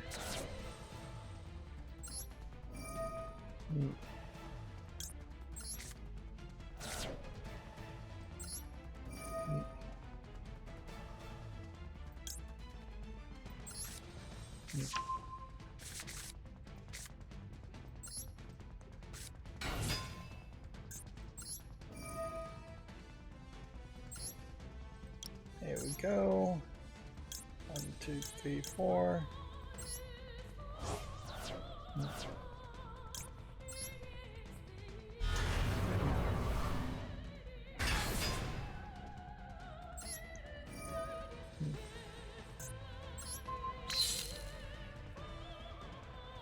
Okay. That should be a good play.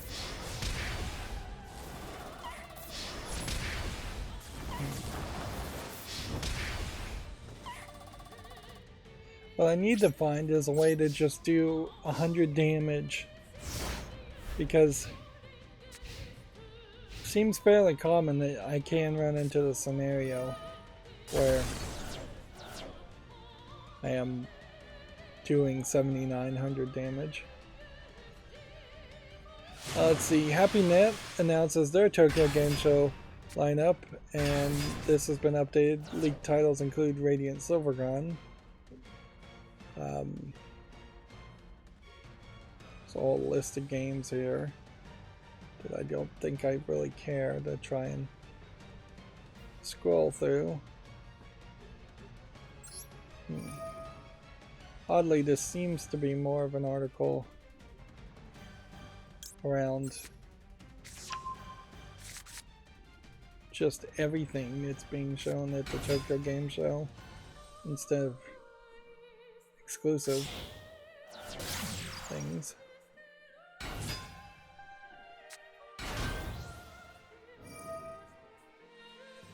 Yeah, I don't know what the strategy is here. This guy's gonna probably play for a while. Here you have a very different artwork for Legend of Bobun being shown. Voice of the Cards, The Beast of Burden, has been announced for PS4, Switch, and PC. This is the third entry in an RPG series due out on September 13th. Oddly though, I really thought there was only one game in the series, so there's definitely a game I'm forgetting about there. Overall though, I think this is pretty much a standard RPG game, even though you see a lot of focus around cards in the depictions. Unless I'm just totally wrong about this. Seriously? Wow. That is a come from behind victory. Certainly. Apparently it is a card game. Interesting. A card game that's also an RPG game.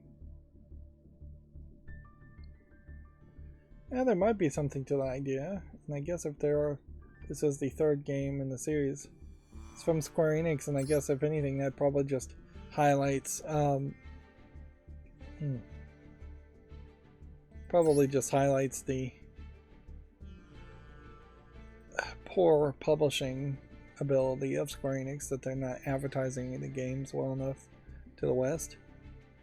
A game called Gate of Nightmares. It's going to end service on November 30th. This is a Square Enix fantasy RPG game being shut down just over a year of service. Cell phone games from Square Enix not succeeding, which might be another nail in the coffin of mobile games and as far as Japanese games. And I don't know, like on some days of the week I feel like mobile games are the future for Japan, and some days of the week I think maybe nothing is the future for Japan and there's just no gaming going to happen really. Or they're just going to stick with the Switch. Lost Eodons launches October 13th for PC and then early 2023 for Xbox Series. Famitsu sales have been updated. Let's see what this looks like. Earth Defense Forces 6 making it the top spot with 60,000 units for the PS4. Wow. If anything, I guess that highlights that Earth Defense Force still sells pretty well considering how awful those games tend to be.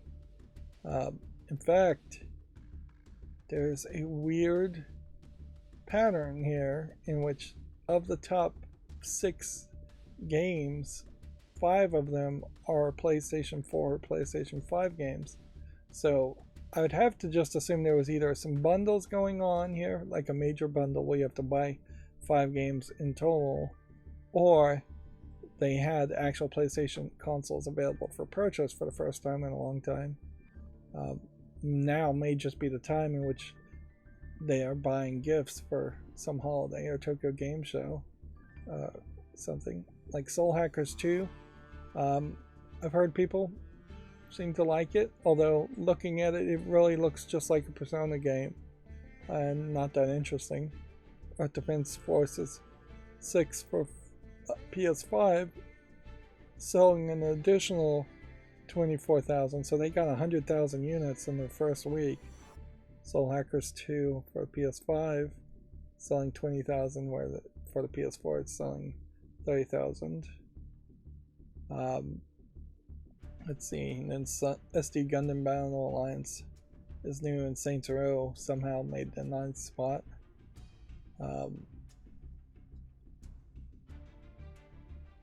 PlayStation 5 sold 20,000 units.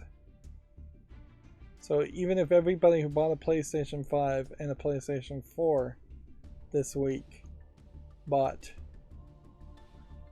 Earth Defense Forces 6, there's still 40,000 extra people that bought that. So it wasn't all just bundling. Still really good numbers for the Xbox Series X and S, and Switch is still dominating like crazy. Still a major gap here between a lifetime of 150,000 for the Xbox Series X and 1.5 million plus for the PlayStation 5. Idle Manager making it barely on the list. Ninja Turtles for the Nintendo Switch making the 17th spot. I imagine the Ninja Turtle games are not that popular in Japan. A game called Trinity Trigger is coming to the West in early 2023, published by XC Games. This is probably another Japanese RPG game of not really any big interest. Yeah, I don't see anything in those screenshots that really make me interested in that. A game called Flintlock: The Siege of Dawn has gameplay trailer available.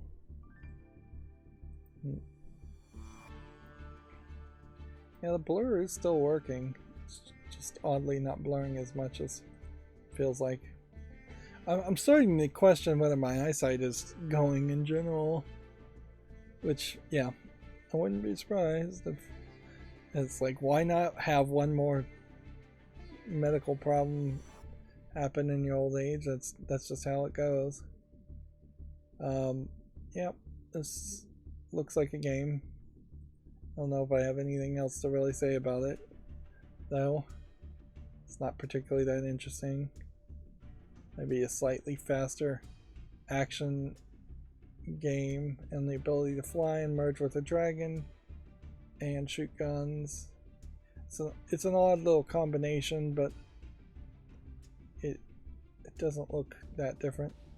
The idea of focusing specifically on flintlock rifles is an interesting idea, but probably not the way you want to make a game play. Let's see, Pokemon Scarlet and Violet reveal new Pokemon Graphii. So yet another Pokemon. It's kind of funny that they're even bothering to draw flat animations of these characters, but I guess at a certain point they will have to draw them in a flat way at some point.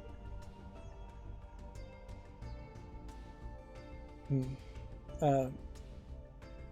it's probably not that difficult to start with a flat 2D concept art and then work towards a finalized version from there. A roguelike beat-em-up game called Stick It to the Stickman has been announced to PC, which it's been a long time since we've had any kind of Stickman game try to actually sell. It's been a long time since I've even seen somebody make a low-effort Stickman game and release it on Steam. In fact, the whole Steam Direct thing seems to have fairly dried up in the past 4 or 5 months. I'm sure some of that has to do with the pandemic, and some of it may actually have to do with Russia and Ukraine, certainly too, but it does kind of feel like people have given up on doing Steam Direct and are starting to realize that it's just not really worth the work because you're not going to make your money back. Maybe one of those couple things that Steam did to prevent like money laundering finally actually stopped most of a big portion of the money laundering happening on Steam. Bandai Namco has announced its Tokyo Game Show 2022 lineup schedule, which seems to be a long list of games that have already been announced. A bunch of Idolmaster games, a bunch of One Piece games.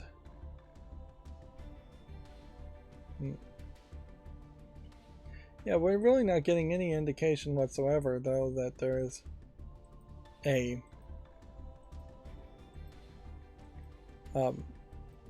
that there really are any new announcements coming. We have a possibly Korean visual novel. Yep, Korean. Yeah, this writing looked like Korean to me. It's kind of a throwback anime style too. It's just like, yeah, this is what I would expect from 90s anime, and you're not particularly gonna call that the moe art style. Of course, the problem here is if you're gonna have text pop up and then you're gonna have a shorter character, the text wall is gonna cover that up. Alright, let's continue and burn through everything that's come out on Steam. Seems like if there is an argument towards Japanese anime games being bundled and released on the weekends, we might start to see a pattern there.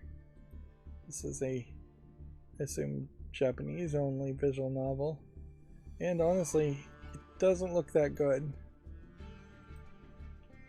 Let's see, next we have a game called Ninja Hagakure, which doesn't look like anything.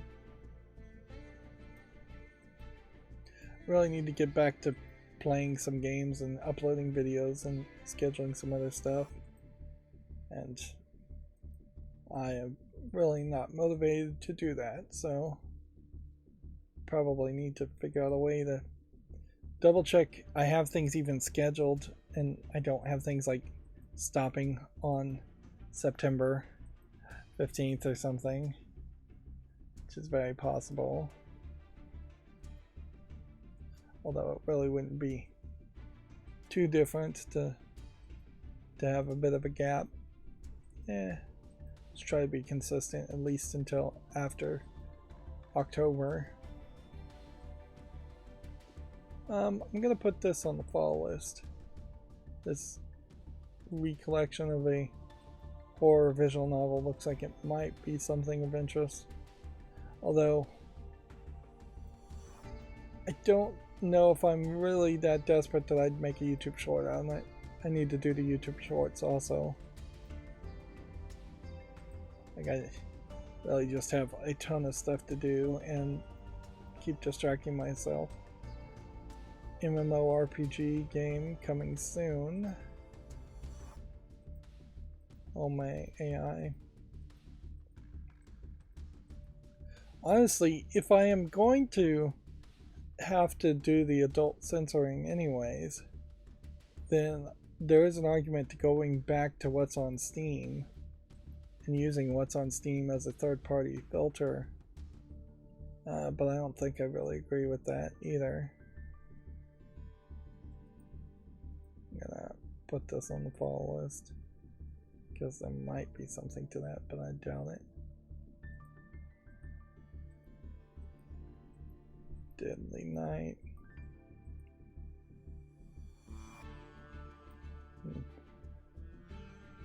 It's probably nothing.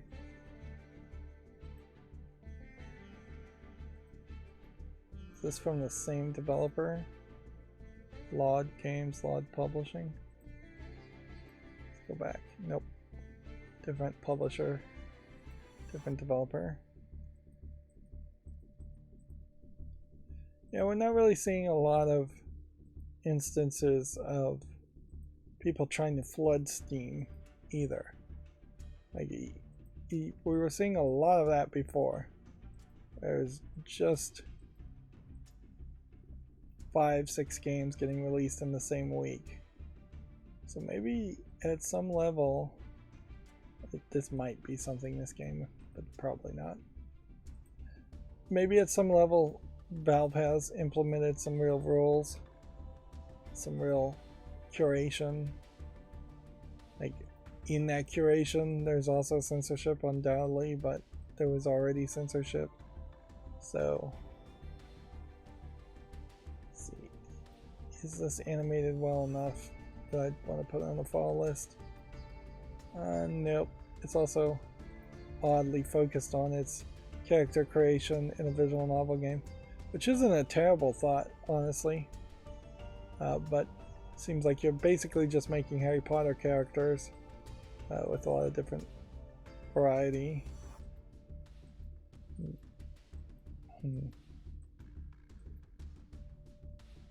Yeah, it's just not visually polished enough. Arguably, maybe you should just draw your characters so they look good instead of making a character creator in the visual novel game. That's just too much extra work for not enough reward.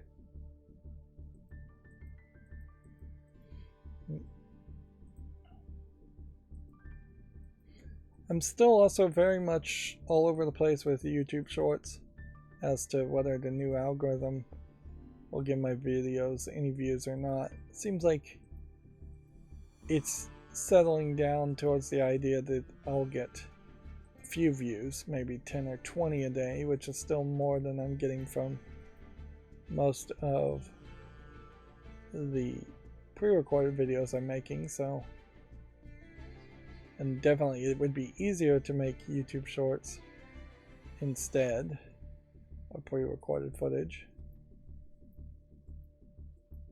So I am still very much leaning towards the idea of making one YouTube short per day and one pre-recorded video per day. Here we've got Lego Brawls. Is it out? Lego Brawls. Questionable whether this is supposed to really be a Smash Brothers game or there's something more to it than that. I feel like this was already released on mobile, or something very similar to this was already released on mobile. This is not one of the Traveler's Tales TT games. And it is very possible this game just gets released and then forgotten about because nobody really wants to play it, or nobody really wants to play it specifically on Steam, on PC. Starting to see some more asset flip kind of horror games again, which makes some sense as we're getting close to Halloween. This game, Rotten Apple, is a VR game, but it does something very interesting in that it's just static screenshots that look fairly good instead of what you usually get in games, which is less polished screenshots that tend to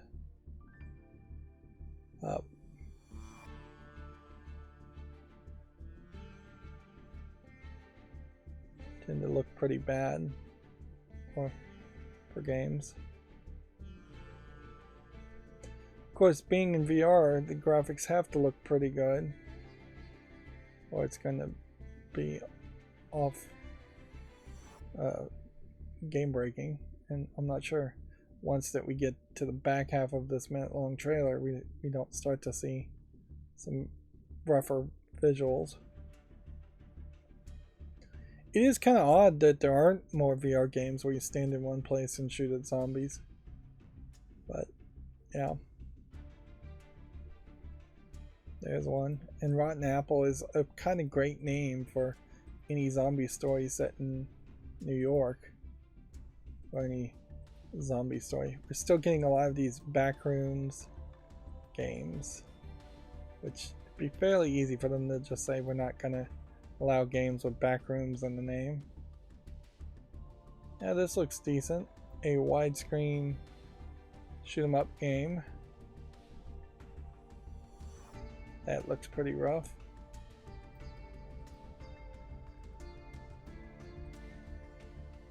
But yeah, decent enough for YouTube short. Nightmare Rooms VR. Yeah, it seems like it's not even the same publisher and developer, but almost certainly it is similar people using the same asset flip from a Unity store.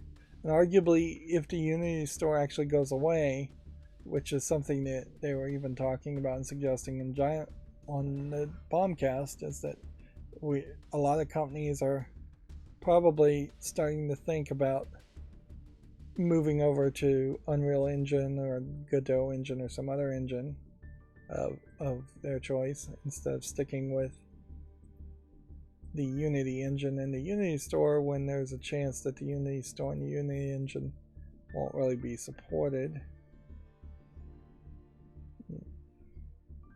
EXP War Trauma. Yeah, there might be something to these, but maybe not. It's coming soon, so we'll just wait. And that's something I also question, really, is are we gonna make a YouTube short on this game just because it visually looks different and might be an interesting point and click. I'm a sucker for point and clicks. But yeah, if the Unity engine stops being what it is or was, we may start to see a lot less Unity store asset flip games coming out. This looks interesting. It's also free to play because it's a demo, effectively, coming out December 1st.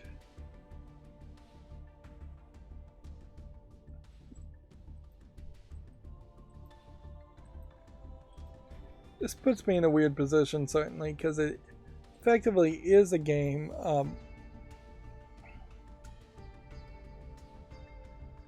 It is a demo for a bigger game, so I'll just say no to that. Like, I might start getting desperate and putting demos on the YouTube Shorts, which honestly, that wouldn't be a terrible idea. As far as what I would have to actually, if I'm going to compromise anywhere, compromising on showing off demos is one of the least bad compromises.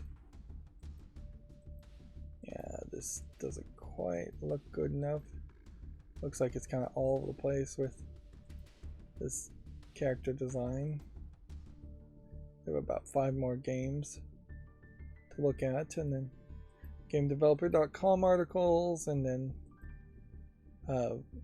wishlist, follow list. Made in Abyss is on Steam. I didn't realize it was coming to Steam. I guess I wasn't paying that much attention. This was not reviewed particularly well, if I recall correctly, as a game, and I wasn't really expecting it to be reviewed that well, but it would make for a nice YouTube short, certainly, although arguably maybe demonetized as a YouTube short. It's a lot harder to make a fair use argument for something that's at most a minute long, or if you're gonna, because you pretty much have to have a minute's worth of content being shown for the full minute, as far as how my whole video game YouTube shorts are set up. This kind of feels like you're playing as Mew flying around, although I guess it's labeled Kitten Burst.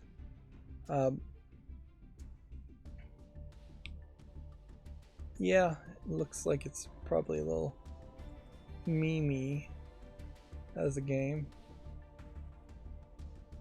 I'm going to be extremely generous and give it a follow. Although I think there is probably some legal precedents that were made.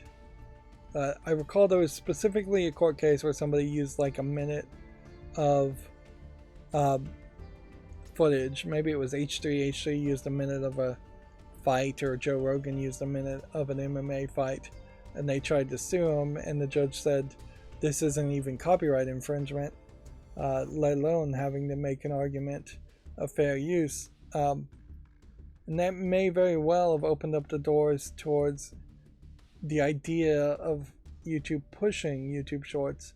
If, like, arguably, if it starts becoming a thing where you're not getting content ID'd at all for your YouTube Shorts, and you can just straight up use a minute from a song in the background, and nobody will succeed in suing you at that point, then I can see YouTube pushing everybody towards making shorts instead, just to save themselves the harassment that they're constantly getting from copyright owners. Yeah, this World Makers looks very interesting, but I have to assume that it's probably just asset flipping things, and at best you're just making some static image game, and that there actually isn't anything interactive, as it were, in this world. This is pretty much the definition of an asset flip game, although it's an expensive asset flip game at that. Let's see, what's this? Microworks is an online party game. I'll make a YouTube short on that. And then the top looks like nothing. Let's see, GDC summits and game career seminar submissions are open according to GameDevelopers.com. Eterno Blade 2 developer Corcel has also accused a publisher of holding European rights hostage. Update P-Cube has released a statement regarding its relationship with Corcel and the rights to Eterno Blade 2. So 2 points makes a line, 3 points makes a pattern, to coin a phrase. We had a completely different company, in fact I think it was 2 Taiwanese companies that worked together to make a game that were being published by P-Cube, and they accused P-Cube of stealing a grant that should have gone to them, a UK grant. So this definitely seems like now the ball is in the court of P-Cube to say, nope, we're being set up here. This is just a second company making allegations against us. Because they smelled blood in the water from the first acquisition. So yeah, I was fairly quick to defend P-Cube in the first story. I am not willing to go that second step and side with them in the second story. The update here says that their relationship with Corcel was terminated. Was a terminated partnership, alleging it published Eterno Blade 2 despite delays and quality issues. Further, it alleges that Corcel failed to materialize critical fixes to the game despite previous acknowledgement of such issues. In January 2020, March the same year, Corcel allegedly provided Corcel with the PC version of the game to the publisher, and later released that version on its own without any discussion with P-Cube.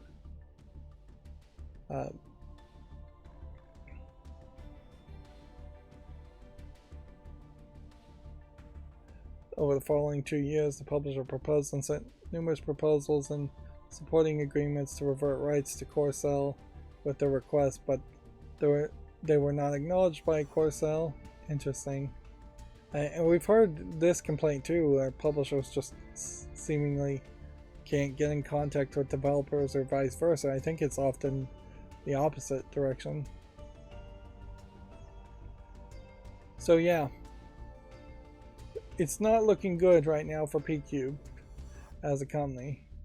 But also, inherently, if these stories are true, which it's starting to look like they are, P-Cube has been a scumbag for a while, but they may not be out of the norm as far as the scumbag companies.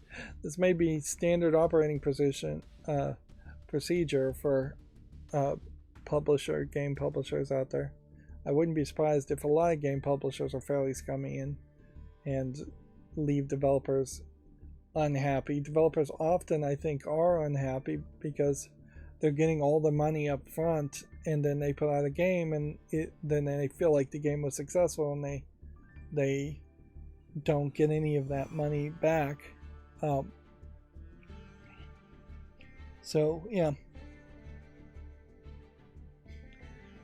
if you are working with a publishing company, it really behooves you as a developer to line the pockets of all your employees and yourself in the development phase and just plan for the game never to recoup any of those costs. Much in the same way that if you're working on a movie project, you probably shouldn't bother with any promises of back-end payments or percentage points on it, and instead just take as much money as possible up front for the movie, or for acting in the movie or whatever. Halo Infinite's local co-op has been canceled to focus on quality of life updates. That's the other story I said I thought I had seen, but was thinking them a while. Split screen co-op has been cut. It's kind of odd that you'd even have that. It definitely feels like that was something they added just so they could use it as a sales point. So now they've backed off on that idea. Let's see. Future Steam Decks may include streaming features and size changes. I question why the current Steam Deck can't stream at some level at some point. Like, one of these extra buttons should be able to start an animated GIF or something. At least take a screenshot, but really it should be able to stream something. Although inherently, for the size of the device, if it were going to capture video and start streaming it somewhere, the video would probably be fairly low resolution, so I don't know what service you really could stream it to make it look good. I seriously doubt any major video game streamers anywhere are going to start playing on the Stream Deck instead. I could see a lot of Twitch thoughts, which is a phrase I haven't said in probably a year or two. I could see them doing a lot of hot tub streams and then having a Steam Deck in their hand, pretending like they're playing every now and then, but then being able to stand further away from their cameras and show off their bodies in bikinis.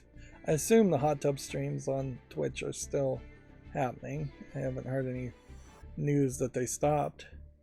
Or honestly, I haven't heard any news about Twitch in probably a year, so they've kind of just boiled down to Twitch is going to be what Twitch is, and there's not going to be anything new or interesting to say about it.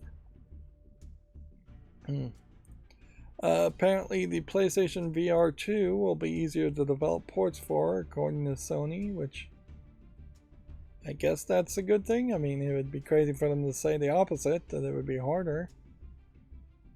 Microsoft confirmed the existence of the Xbox Game Pass Friends and Family plan. Almost certainly this isn't going to be available by the end of the year in the United States or any major parts of the world. This is arguably a weird choice of pictures to pick. You have this girl biting on her tongue and leaning, and this has been cropped. Then you have this guy going like, whoa, and then she seems to have a controller and he seems not to, and then there's an animated character here and here. So for something that's supposed to be friends and family and be up to 4 people, it seems weird that you don't actually even have 4 people on the screen.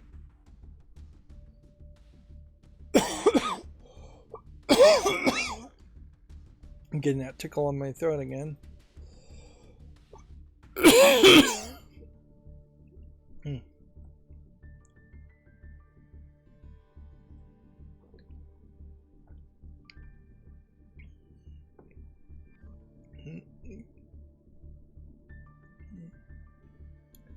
This is an interesting story from GameDeveloper.com.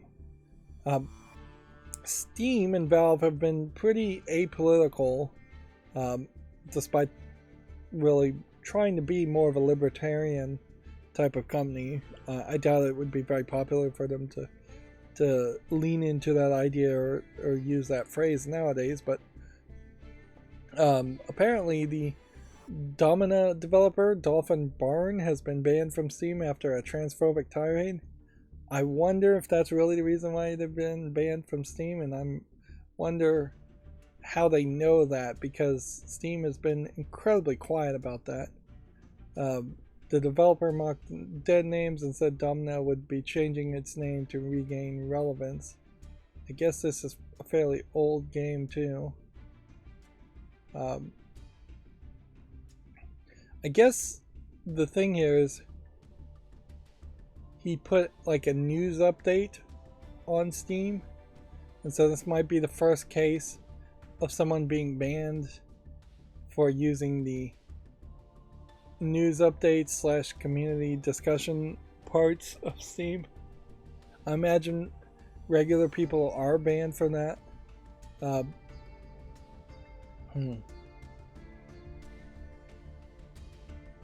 But this may very well be the point.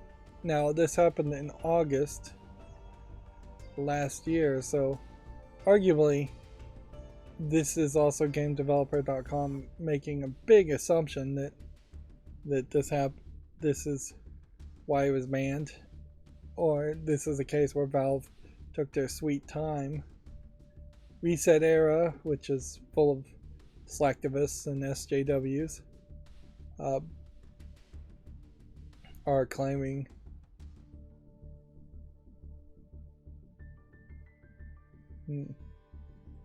that a post on Reset Era, maybe by him, it was in the community hub. Let's see, a recent announcement posted to the community hub includes insults targeting another person. We also noticed that you are clearing a number of reported posts in your hub containing various rules violations, reads the screenshot shared to Reset Era. We made it clear in our last communication that future violations for rules and guidelines like this would jeopardize our future relationship. With that in mind, we are ending our business relationship with Dolphin Barn and removing all this. The thing here, though, is if this is screenshots,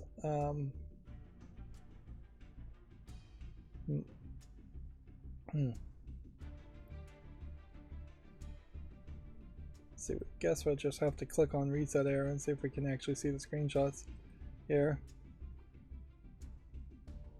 If these are real,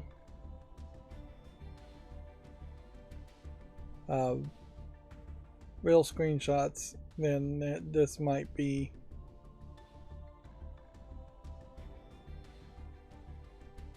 interesting, but it also could be very faked. It would be very easy to change the way a website looks here.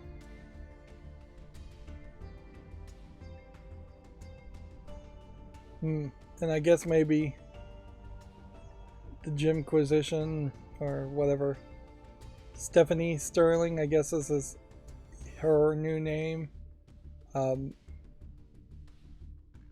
was covering this. I've long since unfollowed the Jimquisition and Stephanie Sterling, because honestly it felt like he was mentally going off the rails, and just artistically going off the rails more than mentally, frankly. It's just a lot. They were wild and crazy. Dressing up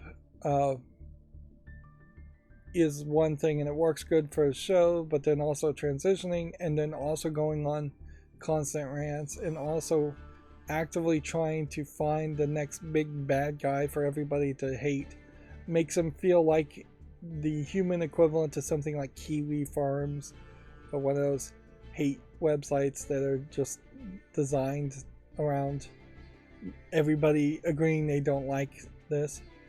I'm a little surprised Stephanie Sterling actually did transition, because if you told me the whole thing was just a gimmick because of his love for wrestling and his talk about wrestling too, I would have also believed that.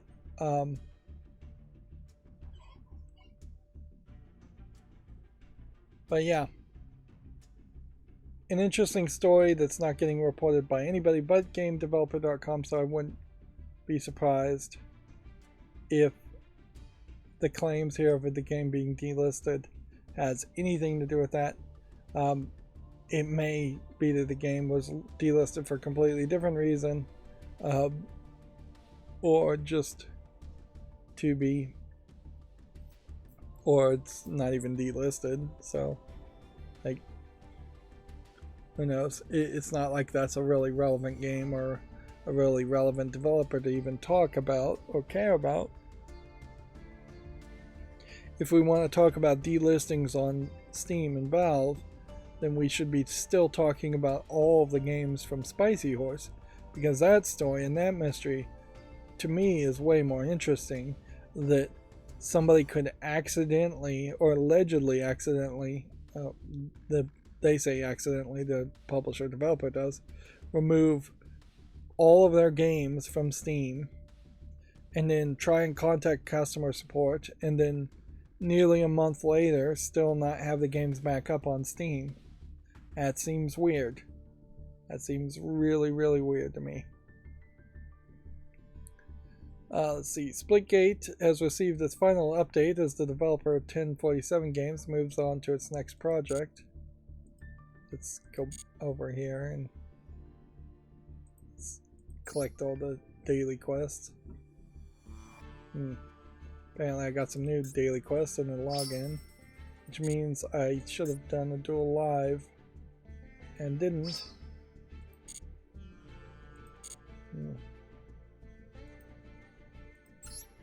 We can receive all of these just to be done with them. Very quickly we're going to be done with all of the Duel Pass. I'm a little surprised that the Duel Passes aren't getting shorter in time, because it would fairly make some sense for the Duel Passes to be sped up and turn into month-long Duel Passes instead of 3-month or 90-day long Duel Pass. Let's go through the fall list. Here we have a game called Today Is My Birthday, which is mixed reviews, which is a shame because it doesn't look terrible, but the people have spoken, so that leaves the fall list. We have a game called To Be With You, which I guess is a hand-drawn visual novel that's just not relevant enough in 2020. So that has to go. To Battle Hell's Crusade is a board game, strategy game. Actually looks pretty good. It's mostly positive. Is it out of early access? Yes. So we can put that on the wish list.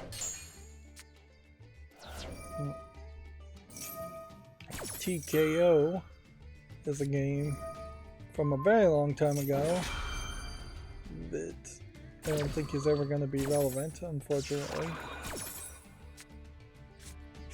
So I think we can have to say no to that. Particularly at that price of $6.99. That is ridiculous. September 2021 is when it first came out, according to SteamDB. Titanfall is mostly negative, so, and it's already in my Steam list, so we'll leave it at that and take that off the fall list. I think I got that game for free, almost certainly, and what happened is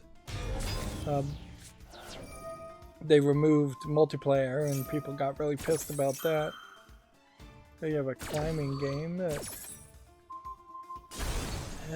I'd have to make a special exemption for it, and I just don't think I want to at the moment consider that. February 19th, 2021. I'm not willing to make any decisions at the moment, so I'm gonna say no to that. The 2, or just give it more time. But I want to play this game, Tiny Folks. A minimalistic tactical game. I think no. There's so many games that are going to have this kind of style of gameplay anyways that the bad visuals makes it a no. Tina's Wonderland is mostly positive. Although this is the one-shot game, so the only reason I'd be really getting this is because I just wanted to play the DLC that I think I've already played. Experience the acclaimed 2013 quest that started it all in the standalone campaign jam for fantasy fun and mountains of magical loots.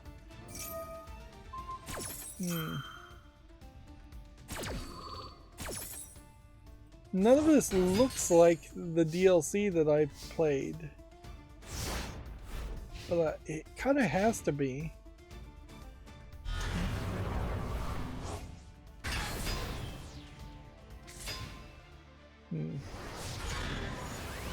Very small changes are made, and if you've already have the Borderlands 2 deal with DLC, don't buy this. But if you're a casual player and if you're an avid Borderlands player, you can appreciate the small changes and new drops for loot. I'd say it's a nice for that. See, that's kind of the thing here. I feel like I should probably ignore and leave this on the fall list just to consider it later. Tiny Stories Santa Claus closes. Point and click adventure game. I'm a sucker for point and click adventure games, so I'll put this on the wish list as a free game. And then our last follow game for today, September 2021. Tiny Robots Recharged. I'm gonna give that some more time too. Which is basically just to say that I'm cowarding out and not willing to really make any decisions as far as whether things should stay on the fall list or not. Which is fine. I can do that every now and then. I can't consistently do that, but I've made so much progress as far as removing things from the fall list that it's not a big deal. Although arguably for everything I've removed from the fall list, I think I've also probably added a ton of stuff from the fall list. Alright, what is this?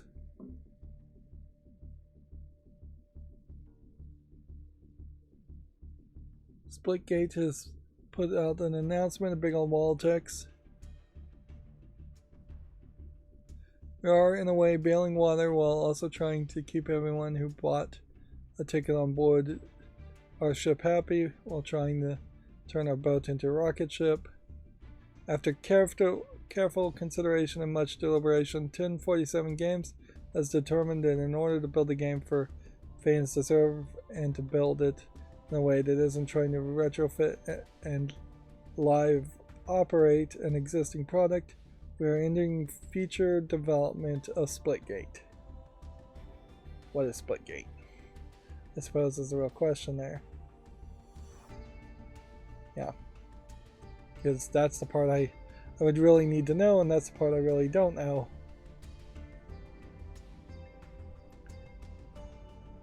Digital Devolver is planning on showing off some announcements somewhere. I think at PAX. Yeah, and I guess in a lot of ways we're going to have PAX in a week or two, and then Tokyo Game Show right after that. So PAX may in a lot of ways eat the news of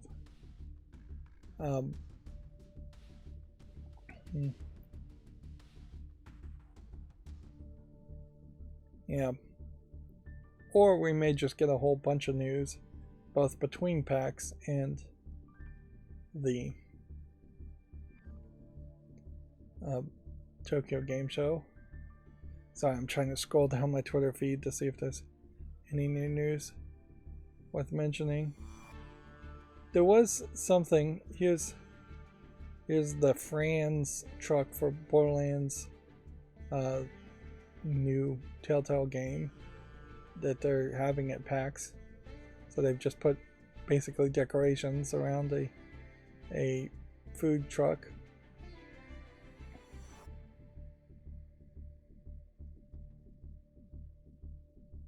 Apparently there's also a Monkey Island characters get your picture taken at PAX West. I find it kind of funny too that PAX is still showing the Penny Arcade characters as being a big thing, because that's about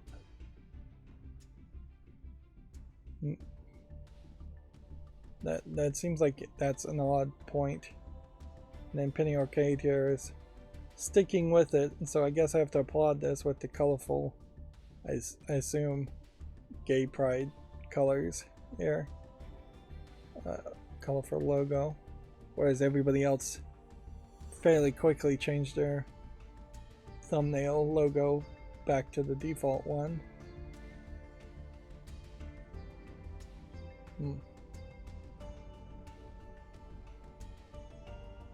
Apparently they're gonna gameplay debut some characters.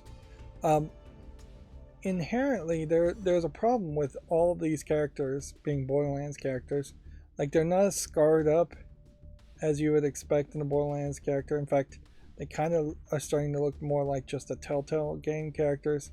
That they're not. They seem to be fairly rich in their dress and clothing. Fran in particular is a bigger lady, and Borderlands definitely had that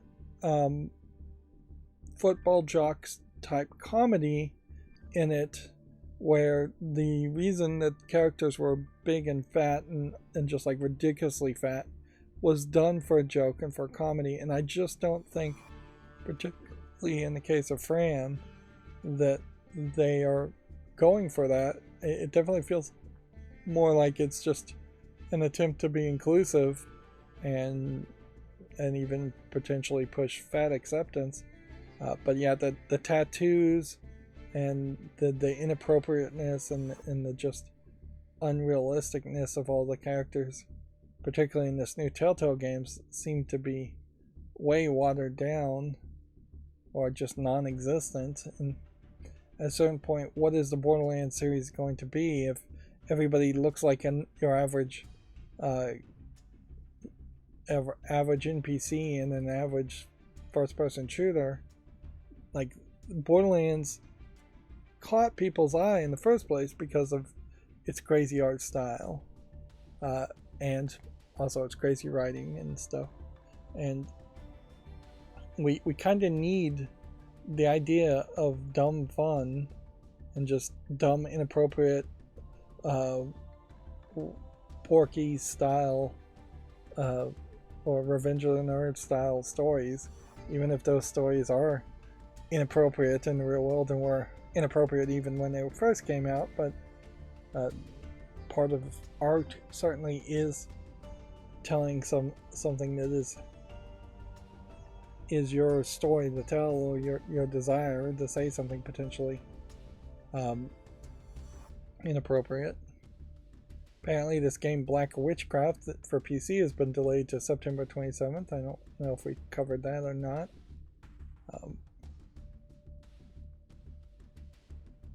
I noticed my Twitter feed scrolled down a lot more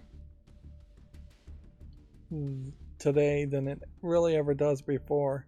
And I have to assume that's because my ad blocking was disabled for a while there, and that caused it to download a lot more, because it does seem, particularly my ad blocking on Twitter is